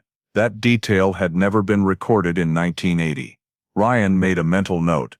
"I stepped out," Howard went on, "and I saw two trucks go by on the dirt road that leads into the woods. One was a pickup, light-colored, could have been Jake's. The other one," he frowned, "was bigger, looked like a commercial truck, the kind used for hauling, Ryan's heart skipped. He stayed silent, letting the old man continue. They were running close together, not racing, but not casual either. The big one was behind. I got a clear look at it because the early sun was hitting the front. Howard took a long breath and spoke the next sentence slowly, heavily. I had the feeling the big one was tailing the little one. If this were just a memory warped by time, Ryan needed more, but Howard wasn't finished. After both trucks went deep into the woods, he said, I went back inside. A few minutes later I heard a real loud crash. How loud? Metal hitting metal, one single bang. No screaming, no engine revving after. That sound matched the two statements from 1980 and the 1990s that had always been dismissed as insignificant. But this time, it had context. Stronger, clearer context. And then came the part that made Ryan sit up straight. A little while after that, Howard said, I saw a man. A man. Yes, a man. Not Jake. Lord knows I knew what Jake looked like. I'd seen him plenty of times on the road. Howard folded his arms, picturing it like watching a grainy old film. The man was standing next to the pickup, or at least the truck I thought was the pickup. I only saw his back. He was bent over, like he was lifting or dragging something. I couldn't see his face. He had his back to me, and there were trees in the way. Did you see the bigger truck anywhere? No, it was gone after they went in.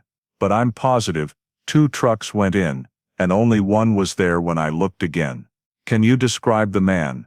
Howard was quiet a few seconds, then said, taller than Jake, bigger, broad shoulders, not a young guy. I'd bet my life it wasn't Jake. He looked up, eyes fixed on Ryan, voice dropping low and serious. You hearing me? It wasn't Jake, there was somebody else out there. The words hung in the air like the insects had suddenly gone quiet. Howard had never given this level of detail in 1980. When Ryan asked why he hadn't told the full story back then, Howard sighed. I did tell them, but they said I might be mistaken. They were busy looking for Jake's body, so what I said didn't help. Ryan didn't blame the old investigators. They had no forensics, no tech, no cameras, no reason to dig deeper into a vague sighting of an unidentified man in the woods. But now, with everything forensics had proven, Howard's statement became priceless. 2 trucks went into the woods, one loud metal-on-metal crash, a man who was not Jake standing next to the pickup, and the big truck vanished. It didn't identify the perpetrator.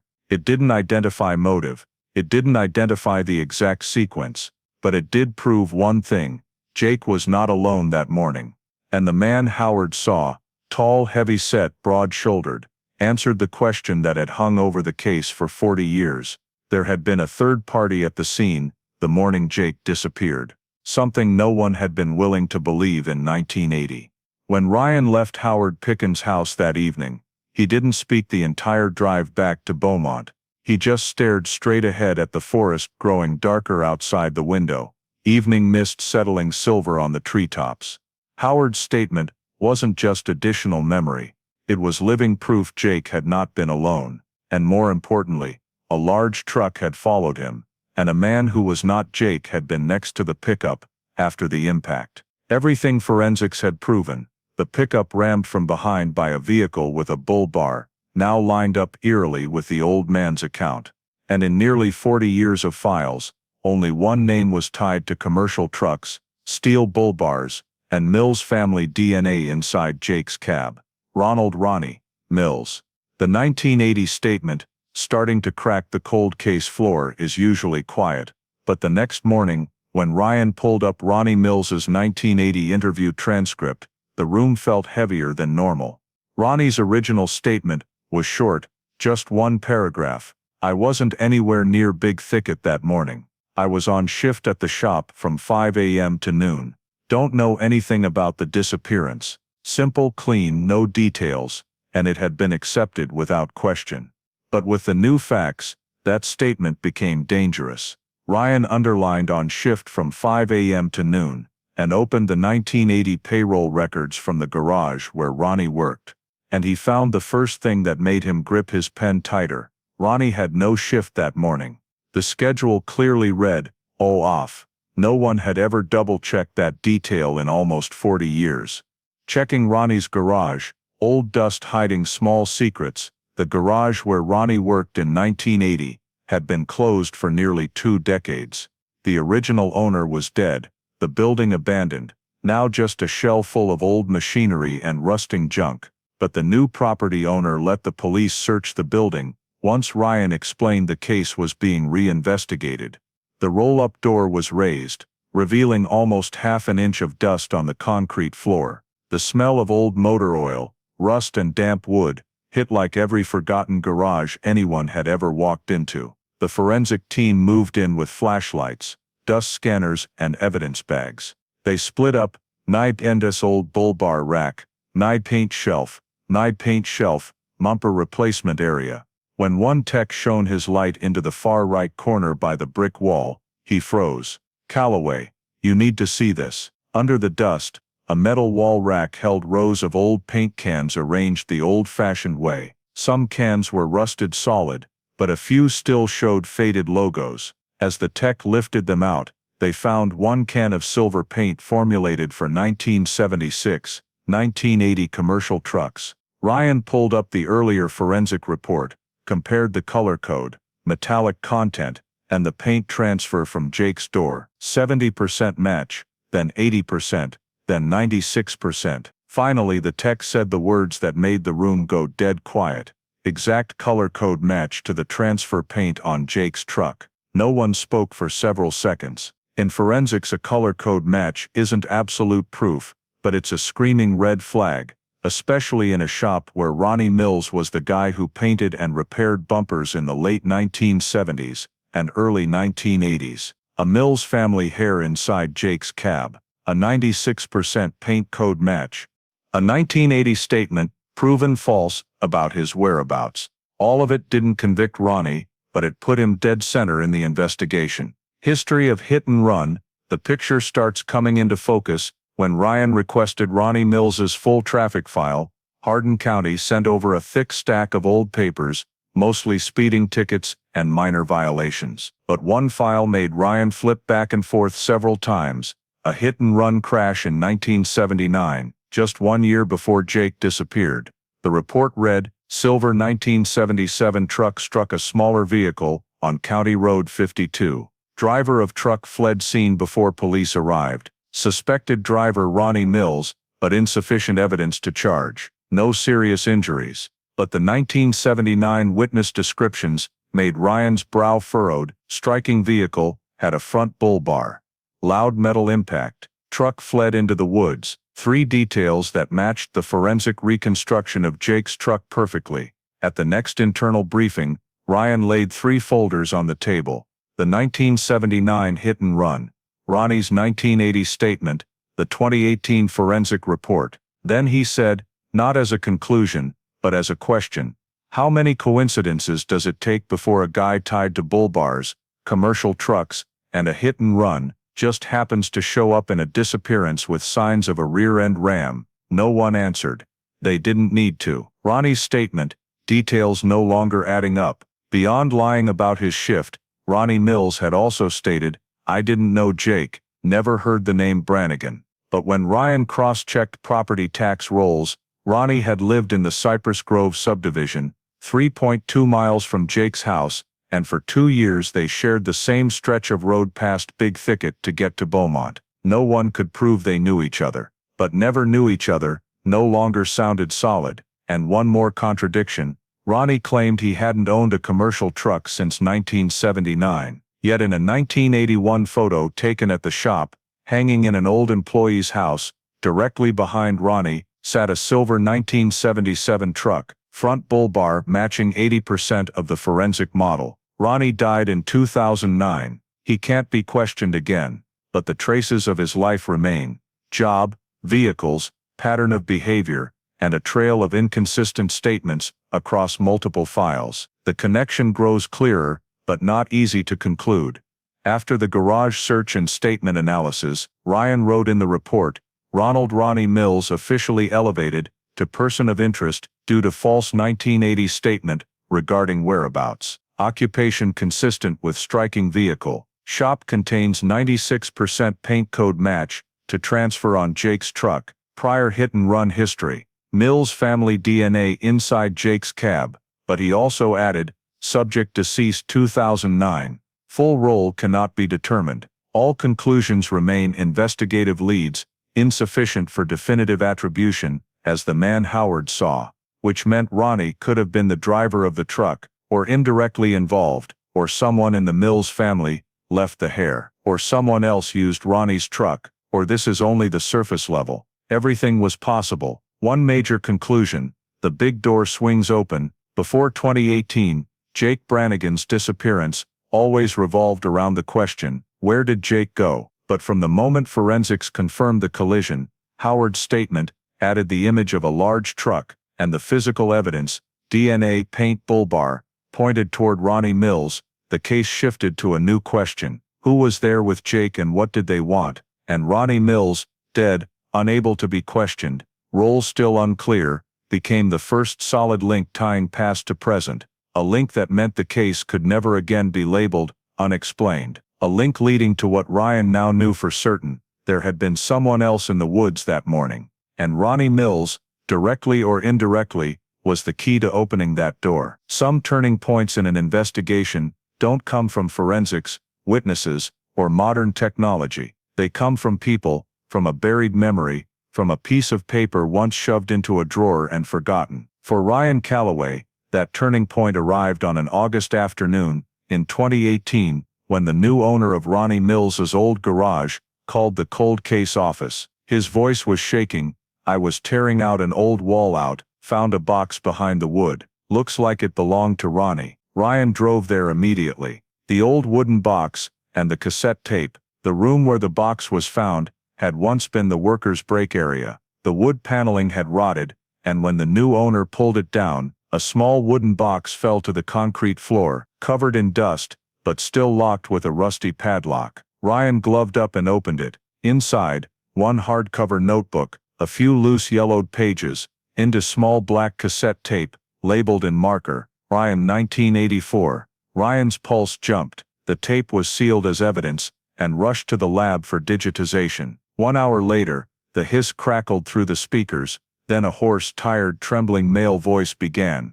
Exactly the kind of voice that belongs to someone who has carried a secret far too long. It was the voice of Ronnie Mills. "I'm not a murderer, but I was there that day." Ronnie spoke on the tape, his voice hazy, as if talking to himself. "I'm not a bad person, but I was there, and I stayed quiet too long." Ryan stood less than 3 feet from the screen, but it felt like hearing a confession from a ghost. Ronnie's voice went on, heavy. "I didn't kill Jake Brannigan, but what happened that morning? It was me and Dale." The name Dale appeared for the first time in the entire file. Dale Mills, Ronnie's cousin, died in 2009. Ronnie continued, "I knew Jake from Exxon, just in passing, but I knew him. Jake found out some guys at the shop were stealing used oil and selling it. Jake threatened to report it to management." Ryan paused the tape, scribbled fast. "Initial motive equals Exxon-related dispute, not personal." He hit play again. "Ronnie, I stupidly argued with Jake the day before. He told me to stop, or he'd take it up the chain." Nothing about that argument had ever appeared in the 1980 notes. No one knew Jake had discovered it. Ronnie's breathing grew heavy over the mic. "I told Dale about it. Dale was older, drove trucks for a living. He said scare him good so he learns." Scare. That single word suddenly gave the entire 38-year investigation something to stand on. But scare turned into disaster. "That morning, we followed Jake's truck." The tape crackled, then Ronnie came back. "That morning, we took the truck and followed Jake. I was in the passenger seat. Dale was driving." Ronnie said they tailed Jake from Cypress Grove into the woods, exactly as Howard Pickens had once described. Dale said just crowd him, tap the bull bar on his tail, and he'd get scared. But forensics had already proven the hood dent, the side scrapes, and a push far stronger than a tap. "Ronnie, I told him not to hit hard, but Dale lost it." Ronnie's voice suddenly choked. "The truck hit harder than planned. I heard a huge boom. Jake's truck lost control, nose dived forward." Ryan glanced at the 3D crash model on the wall. Every detail matched. The collision wasn't an accident, wasn't nature, wasn't drifting. It was a real ram. Jake got out, then collapsed. Ronnie went on. Jake stepped out of the truck. He was dazed, couldn't stand. I ran over. I wanted to help. I swear, I really wanted to help. His breathing over the mic turned shaky, but Dale yelled, "We can't let him call the cops. He knows your face. He knows my truck." I panicked. I didn't know what to do. Ronnie said Jake was injured in the head. Forensics couldn't confirm because no body was ever found in 1980, but it fit the hood impact and the force. Jake wasn't dead then. He was still breathing, but he was unconscious. Ronnie sobbed once. If I'd taken him to the hospital, he might have lived. But I didn't. We pushed the truck into the bayou. This was the moment that sent a chill down Ryan's spine. Even after years on the job, Dale said we had to make it look like an accident. Put the truck in the water, so no one would ever find it. Ronnie described, they carried Jake back to the truck. Jake didn't respond. They put him in the passenger seat for a moment, then pulled him out again, because the sliding mud wouldn't let the other door open. That matched the unexplained shoe scuff on the passenger seat forensics had puzzled over. We pushed the truck from the bank down to the edge of the bayou. Dale got in the cab, to steer it, then jumped out before it sank. Ryan felt ice run down his back. The description matched exactly how forensics believed the truck went under, pushed with force, steered, not drifted. Ronnie, that was the loudest splash I ever heard in my life. I knew it had gone too far. I didn't kill Jake, but I stayed silent. Ronnie's voice grew weaker. Jake didn't say anything while we pushed the truck. I don't know if he was still alive or too far gone. I never touched him again. Then a long, heavy sigh, as if he'd been holding that breath for over 30 years. Dale died in 2009, took it all with him, and me. I had no one left to tell. I made this tape, so when I die, the truth doesn't die with me. The cassette hissed and went dead. Ryan listened 4 times, and knew the investigation had changed course forever. In the office, Ryan played the first section again, then the second. The confession wasn't the only evidence, but it completed everything forensics and witnesses had given them. Rear-end collision, Dale driving the truck. Strange shoe mark on passenger seat, Ronnie inside Jake's truck. Bull bar hood dent, Dale's truck. Silver paint transfer, exact Mills truck line. Man who wasn't Jake next to the truck, Ronnie. This wasn't abstract truth. This was an insider's account. But most importantly, Ronnie admitted the mistake, but not premeditated murder. They only meant to scare, but the hit was too hard, too wrong, and too late to fix. The confession closed half the mystery, but opened the other half. Ryan ended that section of the report with one line. Ronnie Mills' posthumous statement is historical verbal evidence, valuable but requires corroboration by independent physical evidence and witnesses. The case could not be closed on this tape alone. It didn't answer the single most important question: did Jake die in the collision, or afterward? That belonged to the next phase of the investigation. But with Part 17, the curtain that had hung over the mystery for 4 decades, finally lifted. Ronnie had told the truth.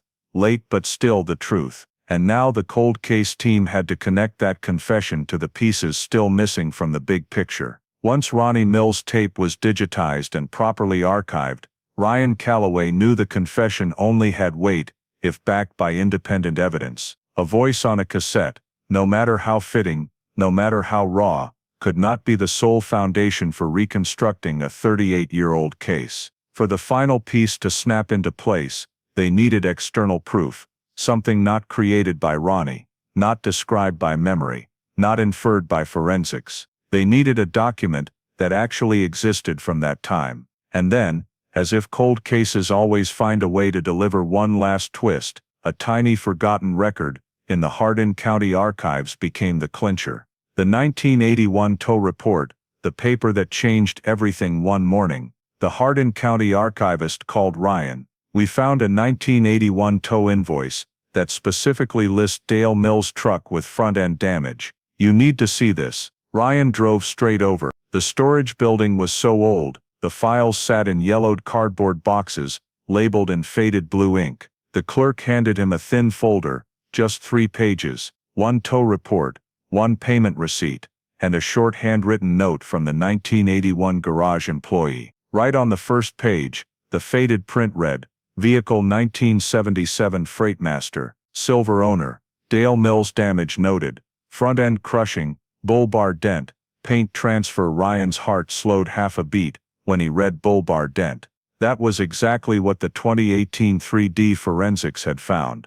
But now a document from 1981 confirmed the same thing. The second page, the tow invoice, listed the recovery location County Road 19, edge of Big Thicket. The significance of that location made Ryan grip the file harder. It was the exact road that 2 witnesses, Howard Pickens and the 1993 driver, had said they saw a truck turn into the woods. And the third page was a handwritten note from the 1981 garage mechanic, bull bar badly caved in, bent and twisted. Light blue paint transfer on the steel. Light blue paint. Jake's truck color. Ryan didn't say another word. He just closed the folder tight, as if holding the single most important physical memory of the entire case. Bull bar match, forensics finally confirms. Once the file reached the Beaumont lab, the team immediately cross-referenced it with bull bar metal fragment recovered inside Jake's cab, bull bar round dent on the hood, the parallel scrape marks along the sides. A technician removed the small evidence bag containing the broken bull bar piece, pulled from Marsh Bayou mud, tiny, but carrying the weight of a 38-year mystery. They placed the fragment on the scanner table and pulled up the digitized 1981 tow file 3D reconstruction of Dale Mills's bull bar. Jagged edges, bend patterns, and crushed structure were compared millimeter by millimeter. The lab was so quiet, you could hear the scanner's steady hum like breathing. Finally, the technician spoke, bend edges match 93%, same bull bar design. Then he added, to make sure no one misunderstood, can't say it's the exact same bar, but it is the exact same make and identical deformation pattern. Ryan stood motionless, but inside every piece had just clicked into place. Timeline rebuilt, for the first time in 38 years, with every document, forensic finding, witness statement, and Ronnie's confession now laid out on the big board. Ryan began building the timeline, a complete timeline with no more blank spaces, like the last 38 years. He used a red marker, and connected each point in order. 5:30 a.m., Jake leaves home. Neighbors saw Jake close the truck door unusually quiet. Pickup heads toward Big Thicket. 6 o'clock, Ronnie and Dale follow confession plus Howard's statement, plus forensics confirm truck behind. 6:15, both vehicles enter woods. Howard saw 2 trucks, 1 pickup, 1 large commercial, running close together. Witness said the big one was tailing. 6:17, impact. Howard heard the loud metal crash. Forensics confirmed it was bull bar striking pickup tail. 1981 tow report confirms Dale's bull bar was dented. 6:18, pickup loses control. 3D model, Jake's truck shoved forward, slides toward Marsh Bayou. Ronnie, I heard the boom and the truck nose down. 6:18, 6:20, Jake injured. Ronnie said Jake got out, dazed, collapsed. No body for forensics to confirm, but consistent with impact force. 6:20, panic. Ronnie didn't know what to do. Dale afraid of being identified, afraid Jake would call police. 6:22, 6:25, truck pushed into Bayou. Confession plus 3D model, plus forensics shows steered entry, not natural drift. Dale jumped out before it sank. Late morning, both men leave scene. No one saw the truck come back out. Tire tracks washed away by rain and mud. Days later, truck sinks deep into mud. Marsh Bayou swallowed it almost completely. No one ever found it. Pieces no one understood before, now decoded. Ryan looked at the full timeline and realized, silver paint chip matches Ronnie's garage paint, and 1981 tow note on Dale's front end damage. Hair in cab, not Jake's, matches Ronnie saying he sat in passenger seat while moving Jake. Strange shoe scuff under passenger seat, matches Ronnie's account of opening passenger door, while Jake was unconscious. Parallel side scrapes match truck bull bar, forensics confirmed. Metal crash sound. 1980 and 1990 witnesses, was the actual ram. Dale's truck front-end damage, in 1981, exact type, exact timing, exact damage pattern. Everything once dismissed as meaningless events. Put together, they formed a complete story, a painful but clear truth. In the final meeting notes Ryan wrote, Ronnie told the truth, and the final piece, the 1981 tow report, confirms Dale Mills did in fact ram Jake's truck. But Ryan also wrote something more important. The confession is not the end. We have the timeline, but we still don't have the final answer about Jake. Jake was injured. Jake was unconscious. The truck was pushed into the water, but one piece is missing. What was Jake Brannigan's very last moment? That belongs to the next part of the investigation. But for the cold case team, the last piece had just fallen into place. At the end of the evening, Ryan stood in front of the big timeline board, staring at the red lines running from the collision to the 1981 tow report. No link out of place, no connection unexplained, no 38-year gap left. For the first time since June 1980, the case had a complete shape. Dale Mills was the driver who caused the collision. Ronnie Mills was the direct witness, an accessory after the fact. The damaged truck was authenticated physical evidence. Metal fragment, paint, scrapes, DNA, everything matched. The timeline was no longer a mystery. It had become a complete structure built from forensics, witnesses, financial records, and a voluntary confession. This was the final piece, the one that let the cold case team confirm that what Ronnie said was not fabrication, not an old man's delusion, not deathbed remorse, but the truth. A truth hidden in Marsh Bayou mud for 38 years, finally brought into the light. The discovery of the 1981 tow report, combined with the cassette confession, and the entire forensic package, pushed the investigation into a phase no one had dared imagine for 38 years, formal criminal accountability. In the Jefferson County Cold Case Unit briefing, Ryan Calloway presented the full timeline and made the official request issue an arrest warrant for Ronald Mills. One of the younger detectives hesitated. But Ronnie's dead. Who do we arrest? Ryan answered without pause, we don't arrest a person, we arrest the act, and we declare to the law that he is the official suspect. In U.S. cold case procedure, issuing a warrant against a deceased subject is fully valid. It serves to mine the suspect, close the file properly, clear the path for prosecution of any living accomplices, and protect the legal value of the evidence. So that same afternoon, the district attorney's office signed, warrant for arrest, Ronald Mills deceased, along with the charges he would have faced if alive. Obstruction of justice, the first charge the prosecutor listed, was what Ronnie had indirectly admitted on tape: concealing the truth, failing to report the collision, allowing Jake's truck to be pushed into the water, and staying silent for nearly 3 decades. In the file Ryan wrote, Ronnie Mills knowingly provided false information in 1980 and withheld material facts. That alone was enough for obstruction. Tampering with evidence, pushing the pickup into Marsh Bayou was no longer speculation. Ronnie described it clearly on tape. Dale said we had to make it look like an accident. We pushed the truck into the water. That is, altering the scene, disposing of the vehicle, destroying collision evidence, under U.S. law.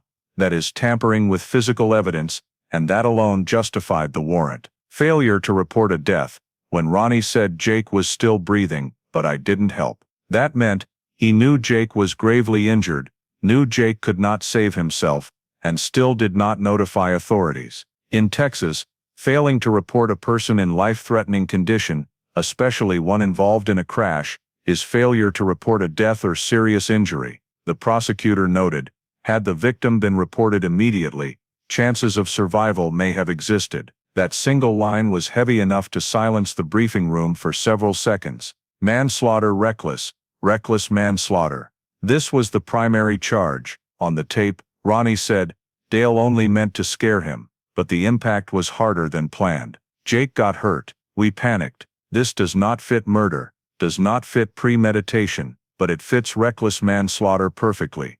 Death caused by reckless, grossly negligent conduct. They did not intend to kill Jake, but they rammed his truck.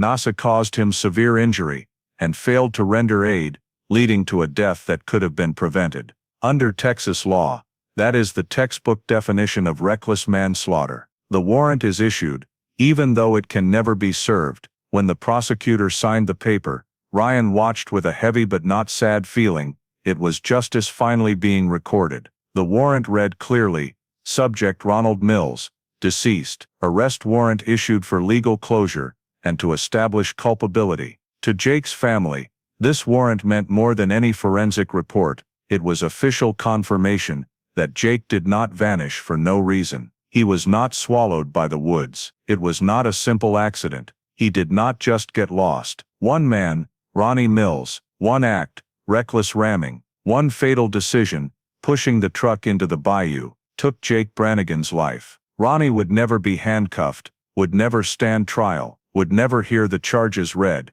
but the warrant was still issued, like the final stamp on the truth. A mixed feeling, but necessary. When the printer stopped whirring, and the warrant was handed to Ryan, he felt a strange conflict inside. Justice that came too late, truth proven, yet no one left to pay the price. In cold cases, however, the goal is not punishment behind bars. The goal is truth properly recorded in the legal record, and that afternoon, on the warrant, the last two words were stamped in red. Case status, solved. Responsibility established. No applause, no celebration, no perp walk. Just a deep silence, the kind only 40-year-old cases ever earn. The final door cracks open. The warrant for Ronnie Mills was not the end. It was only the step toward the last remaining question. Where was Jake in his final moment? Where is his body? Was anyone else involved? Judicial Evidentiary Hearing, Jefferson County Court, 2024. On the day of the hearing, the Jefferson County courtroom was packed. Public seats were filled before sunrise. Many stood in the hallway. For 38 years the name Jake Brannigan had existed only as a question mark in Beaumont history. Today, for the first time, the court would hear the full truth, from forensics, from records, from witnesses, and finally from Ronnie Mills himself on the 1984 tape. Ryan Calloway sat in the second row, eyes fixed on the prosecution table. He had spent 6 years bringing the case back into the light. Today, prosecutor Elaine Porter would tell that story in the language of the law. Prosecution opening. Bringing back the morning of 1980. Porter stepped to the lectern, voice clear and measured. This court is not here today to convict a dead man. It is here to establish the truth, for a man who lived and died, in silence. She clicked the projector. Jake's photo appeared, 31 years old.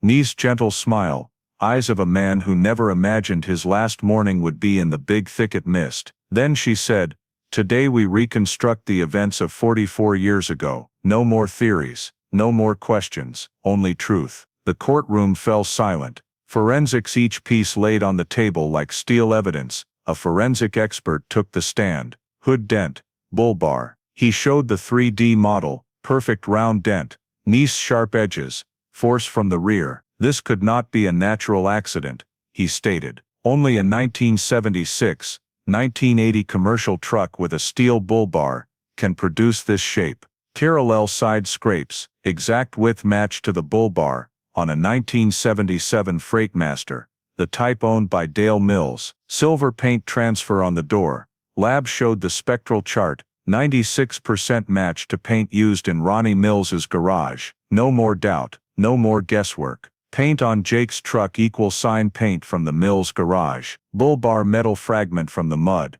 A technician held up the evidence bag. This is a broken bull bar piece. Bend patterns match 93% to Dale Mills's bull bar, in the 1981 tow report. The courtroom stirred, not 100%, but for 44-year-old metal pulled from a swamp, 93% was as close to identification as it gets. Strange shoe scuff inside cab, did not belong to Jake, matched Ronnie's size 11. Mills family DNA and cab DNA experts stated plainly, not Jake Brannigan's DNA. Close relative of Ronnie Mills, meaning Ronnie Dale, or both were inside that cab. Witness called, Howard Pickens, now 77, was helped to the stand. His voice was raspy but firm. "I saw 2 trucks that morning, one pickup, and a big silver commercial truck. The big one was right on the little one's tail. A few minutes later I heard metal. He turned to the prosecutor. I saw a man standing by Jake's truck. Tall, broad-shouldered. It wasn't Jake. Everyone in the room understood. That was Ronnie, or Dale, or both. 1981 tow report. The physical evidence that killed all doubt. Prosecutor held up the yellowed file. Tow record dated March 14, 1981, 1977. Freightmaster owned by Dale Mills. Front end crushed. Bull bar bent. Light blue paint transfer on the steel. The courtroom leaned forward to write. Prosecutor asked forensics, "Whose light blue paint?" Forensics answered, "Jake Brannigan's truck." That was the moment everyone's spine straightened. A collision had happened. No question left. The most critical moment, playing the 1984 tape. After all forensics and witnesses were done, Porter said, "Now the court will hear Ronald Mills' own words." The room went dead still. The hiss crackled. Then Ronnie's voice, shaking, hoarse, full of regret. "I didn't kill Jake, but I was there. Dale was driving the truck. We only wanted to scare him. The Exxon thing, but the hit was harder than planned. Jake got hurt. We panicked. We pushed the truck into the bayou to make it look like an accident." Every sentence matched the forensics, matched the witnesses, matched the tow report, matched the paint, matched the DNA, matched everything. This was no longer a dying man's story. This was a complete confession. No one spoke. Many wiped tears. Jake's family just bowed their heads and held each other's hands. Prosecution closing, like closing the coffin lid on the truth. Porter stood at the lectern one last time.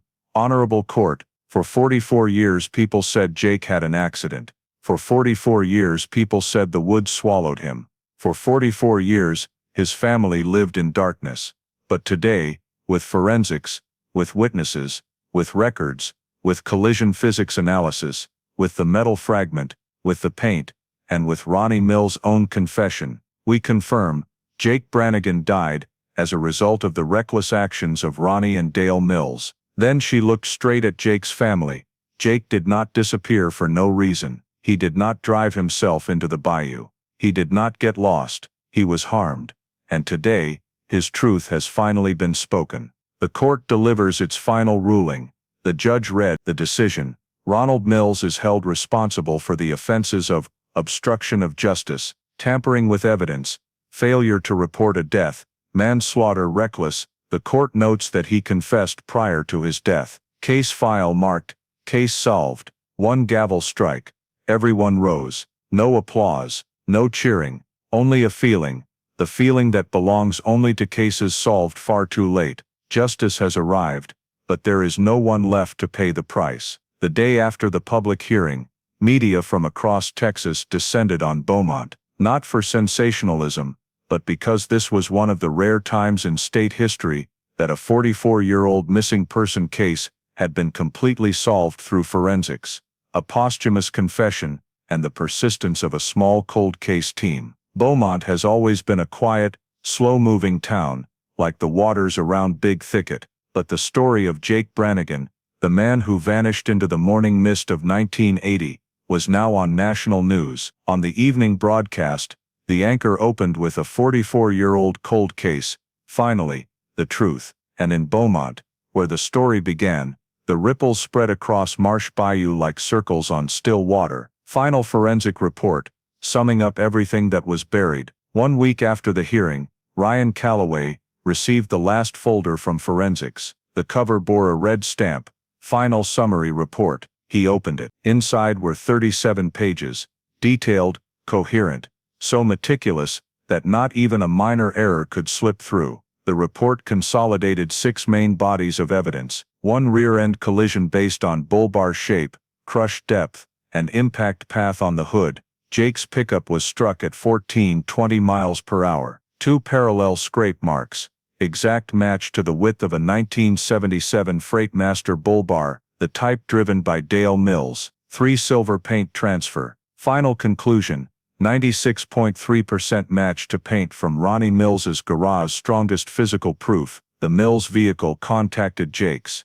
4 DNA. Inside the cab, not Jake's. Matches Mills' family lineage. Lab stated, no possibility of Mills' DNA in the pickup. without direct contact. 5 bull-bar metal fragment, 93% deformation match fracture occurred in the same time period, and same impact type. 6 1984 confession, audio lab confirmed the cassette is authentic, no edits, no fabrication. At the end of the document, forensics wrote, all physical evidence, scene logic, witness statements, and confession are consistent with a single scenario. Jacob Brannigan died as a result of intentional reckless driving on June 14, 19. Ryan read that line many times. It was the conclusion he had chased for 6 years, and the Beaumont community had chased for 44. The Beaumont community, old memories stirred. At stores, coffee shops, gas stations, people said, I was on the search party back then. I remember that swamp, everyone was scared of it. Poor Jake's family. Who would have thought it was the Mills boys? Many who once believed Jake got lost or wanted to disappear, now understood. Jake never intended to leave Beaumont. He died because of a chain of mistakes by men who thought they could just scare him quiet. An editorial in the Beaumont Enterprise read, sometimes justice arrives late, but worse than late justice is no justice at all. The Brannigan case proves, we must never forget the names buried in silence. Universities across Texas began using the case in criminology, forensics and cold case classes. Other police departments in the region asked to study Jefferson County's reinvestigation process. Beaumont, once remembering Jake only through faded supermarket posters, now carved his name into Texas legal history. The importance of cold case forensics. The lesson of a case that refused to vanish. At the post-hearing press conference, Ryan stood beside prosecutor Elaine Porter. A reporter asked, why was this case solvable after 44 years? Elaine answered, because modern forensics speaks a language 1980 never understood. Ryan added, and because old file rooms hold answers no one asked the right questions for. The Jake Brannigan case became the textbook example of the importance of proper record storage. A single 1981 tow invoice, forgotten for 40 years, became the final piece. The value of 3D forensics, LiDAR, sonar, a truck buried 38 years in mud, could still tell its full story. The power of elderly witnesses, Howard Pickens, once dismissed as mistaken, became the bridge between 1980 and 2018. The meaning of deathbed confessions, Ronnie Mills would never stand trial, but the voice on that cassette opened everything. The role of cold case units, without them, the truck under the mud would forever remain, unknown object. One missing person case closed, but the loss never disappears. The final version of the report sent to Jake's family read, based on forensics witnesses and confession, the disappearance of Jacob Brannigan is determined to be a homicide. Jake's family did not celebrate. There were no tears of joy. They simply held hands, people who had aged alongside the case, and said what they had waited a lifetime to say, finally, Jake has his truth back. The next day the family placed a small memorial marker beside Marsh Bayou, not to blame the woods, or anyone, but to remember one thing, no one vanishes from this world without leaving traces. Sometimes it just takes 44 years to see them. The final conclusion of the story, in the very last summary report, Ryan wrote the line that later became famous in Texas forensics circles, cold cases don't die, they just wait for someone who knows how to listen. And the case of Jake Brannigan, the man who left home in the 1980 mist and never came back,